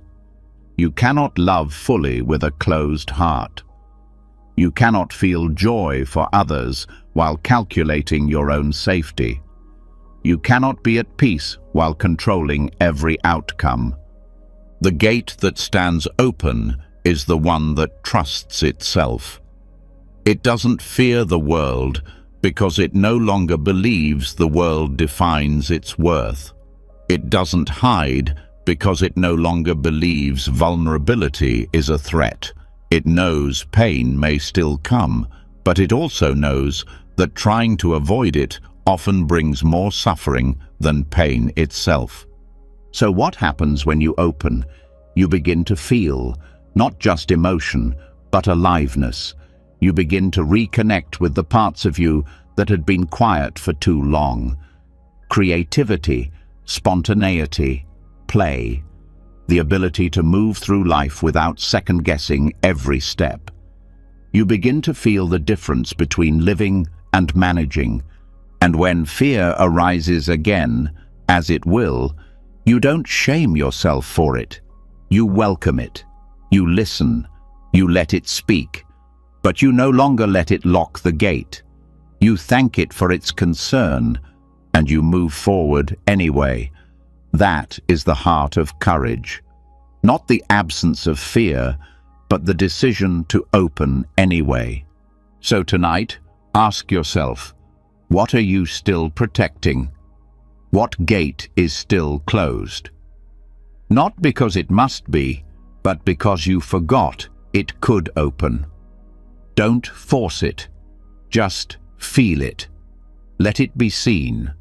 Say to yourself, I am not safer behind the gate. I am stronger when I open. I trust what comes. I release what leaves. I remain whole. And with that, let the gate stand open. And once the gate stands open, once the walls are lowered, not out of recklessness, but from trust, what becomes visible is what flows through. Not everything that enters will remain. Not everything that remains will return. Some moments come only to pass. Some people arrive only to teach. Some experiences exist only to move. But the mind, still shaped by old patterns, still wants to hold. It wants to grasp every joy, every connection, every version of life, and say, stay. And this is where the next teaching begins. Not in fighting for permanence, but in surrendering to impermanence. Not in clinging, but in trusting the departure. Like sand that slips willingly through the fingers, not lost, not wasted, but returned. This kind of release is not passive, it's intentional. It's the recognition that what comes into your life is not meant to be owned. It's meant to be experienced. And when its time is done, letting it go is not a sign of failure, it's a sign of understanding. The Buddha taught that clinging is the root of suffering.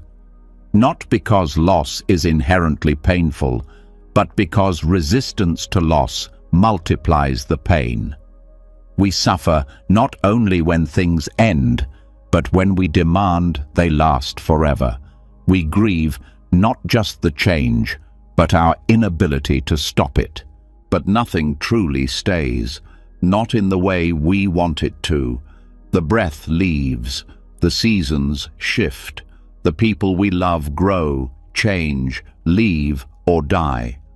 Our own identity morphs over time, shedding and reforming. And the more tightly we grip what is trying to pass through us, the more tension we carry.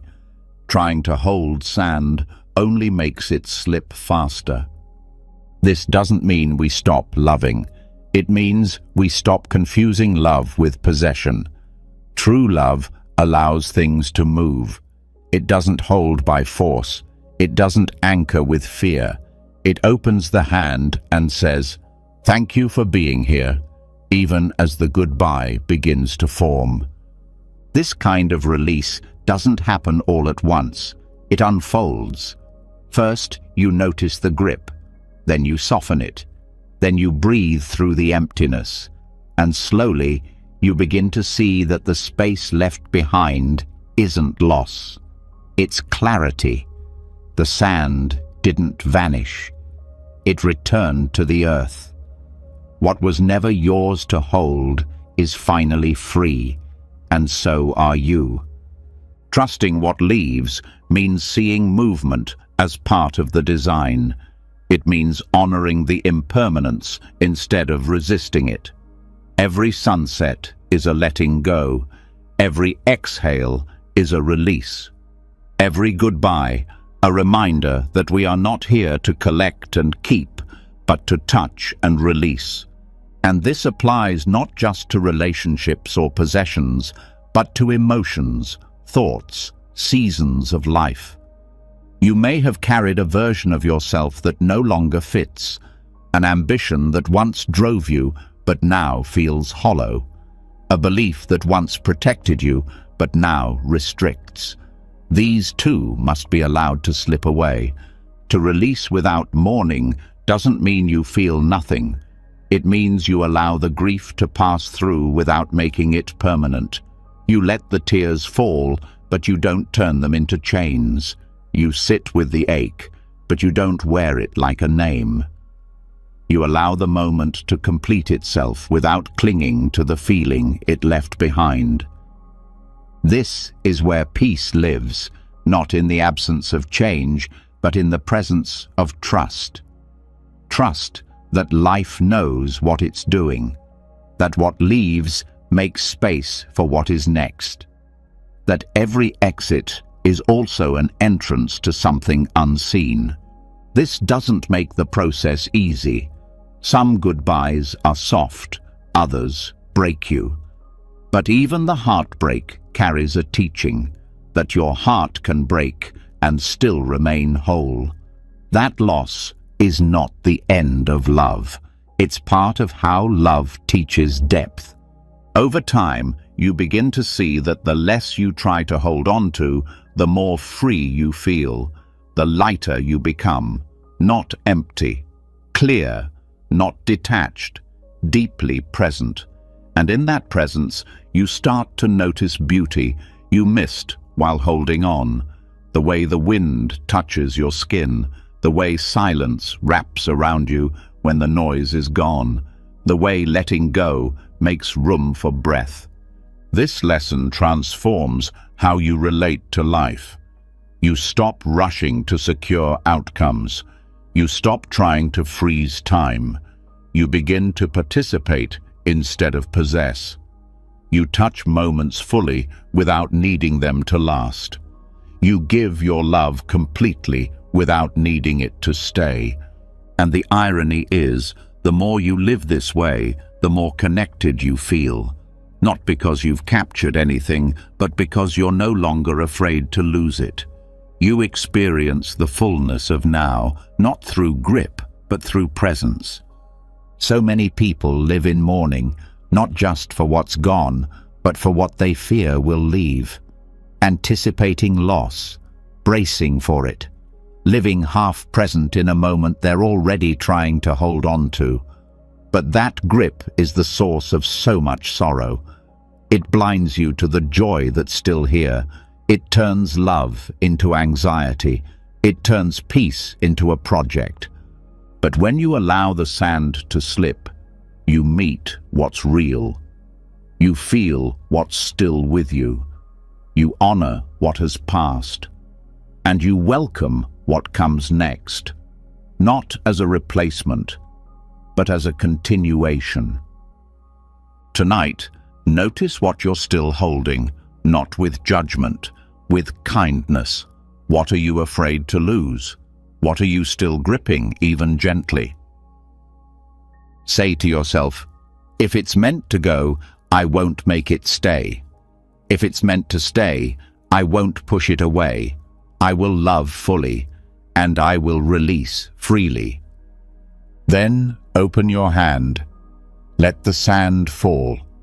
And once the sand slips through without resistance, once what leaves is not mourned but honored, the space it leaves behind becomes something rare, something unfamiliar to a mind used to movement, explanation, defense. That space, when no longer filled with grasping, begins to speak, but not with words, not with more effort. It speaks through what remains when everything else quiets.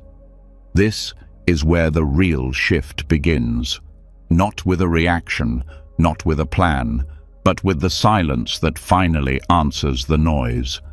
Stillness in Buddhist practice is not passive. It is not the absence of sound, thought, or emotion. It is the deliberate resting of the mind's impulse to react. It is the place beyond inner argument, beyond the tug-of-war with life, where the storm of mental commentary slows, not because you forced it, but because you stepped out of its way. Stillness doesn't stop life.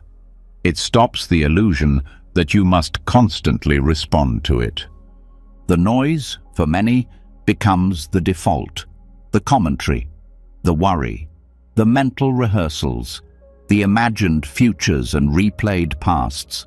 The mind builds walls of sound, and in the middle of it all, we believe we are those sounds, that we are the fear, the anger, the planning, the memory. But Buddhist practice teaches that we are not the noise. We are the awareness that notices it, and that awareness becomes strongest in silence. Not a silence of avoidance, a silence of presence. When the breath is slow, when the body softens, when the mind is no longer trying to win, impress, justify, or control. That kind of silence is not emptiness. It is fullness without clutter.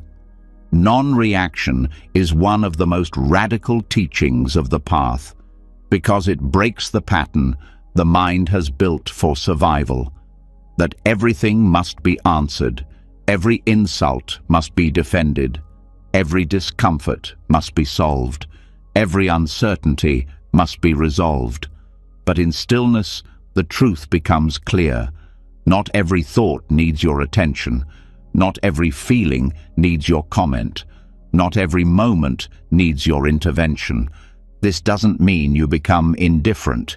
It means you become discerning. You see the noise rise, and instead of grabbing it, you watch it. You let it play out. And something powerful happens. The noise begins to dissolve.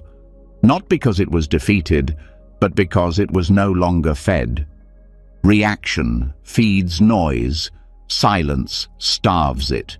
Stillness teaches that not responding is a response, and often it's the most intelligent one. When the world is pulling you in 1,000 directions, the wisest choice may be to sit, to breathe, to not move until movement is true. Not every urgency is yours to absorb. Not every call is meant to be answered. Not every pressure needs your energy. Meditative stillness is not just for the cushion. It's a way of being, a way of carrying yourself in the middle of chaos without becoming chaotic. You learn to listen without agreeing, to feel without becoming overwhelmed, to notice your triggers without obeying them. The silence becomes your guide, not as a retreat, but as clarity. It's in this silence that resistance begins to fade, not by being pushed out, but by being seen for what it is, unnecessary. Most resistance is born from fear. Fear of what a moment means, fear of how something will end. But when you sit in silence and do nothing but observe, you begin to notice. The moment doesn't break you. The discomfort passes. The fear softens. Not because you changed anything, but because you didn't feed the resistance. The mind wants to fix, to control, to push. But silence teaches a different way. a deeper wisdom, the kind that says, "Let it come, let it go, you do not have to chase it." That is the beginning of peace, not because life is quiet, but because you are. Stillness brings depth. What once felt overwhelming now feels distant, not removed, but spacious. You start to see how much of what you feared was just a wave you didn't know how to watch. How much of your stress was reaction to reaction, layers of judgment, opinion, story, all unraveling the moment you no longer participate. This also transforms how you speak. When silence is your baseline, your words become cleaner, less defensive, less performative. You speak only when something real needs to be said, and when it's better not to speak, you're at ease with that too. There's no urge to fill space. You've made peace with the space, and the silence begins to speak back. It gives insights, not in loud epiphanies, but in soft realizations. Clarity appears not because you chased it, but because you made room for it, like muddy water settling when left alone, like a knot loosening on its own once the pulling stops.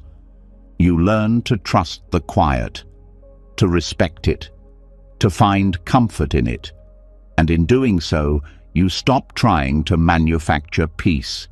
You start living in it, because peace isn't created, it's uncovered. It's revealed when the noise is no longer in the way. This kind of stillness doesn't require you to stop life.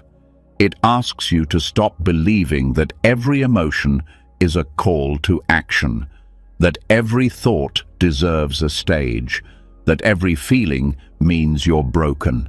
It invites you to sit, to breathe, and to remember. Awareness doesn't need noise to be aware. Truth doesn't need force to be known. This practice becomes a refuge. When the world rises loud, when the mind spins, when others try to pull you into their storm, you return to silence, to the breath, to the space behind all of it. And from there, you choose, not react. From there, you respond, not defend. From there, you live, not survive. So tonight, let the noise be there. Don't fight it. Don't fix it. Don't follow it. Let it rise. Let it pass. And notice what remains. Say to yourself, I don't need to answer every voice. I don't need to fix every feeling. I can rest in the silence. I can let the noise fall away. And then breathe and wait. The stillness is already here. Letting go doesn't mean giving up. It means giving yourself back. Over these sacred hours, we've walked through still waters and frayed ropes, through quiet whispers and burning fires, through gates that stood open and mirrors that no longer held us captive. We've met silence not as emptiness, but as healing. And what we've uncovered through each breath, each image, each surrender is something deeper than control, something softer and more powerful. Freedom. The freedom to not chase what's fading. The freedom to be still while the world spins. The freedom to stop holding your breath, waiting for things to go your way. You've seen now that what slips away makes room. That silence answers what noise never could. That peace isn't won, it's revealed the moment you stop trying to manage what was never yours. So, as you drift into sleep tonight, carry this with you. Not everything must be understood. Not everything must be fixed. And nothing, absolutely nothing, needs to be held tighter in order for you to be whole. You were already enough before the grasping began. And you are even more so now with open hands. If something in these teachings touched you tonight, if a single phrase helped you breathe easier or release a little more, share it in the comments below. Let someone else know what whispered to your heart. Because what we release alone, we often confirm together. And if this kind of peace is something you want more of in your life, make sure to subscribe and tap the bell so you never miss the next step on this path. Let these teachings meet you again and again whenever you need them most. You've done enough for now. Let go, rest deeply, and let the Dharma carry you through the night.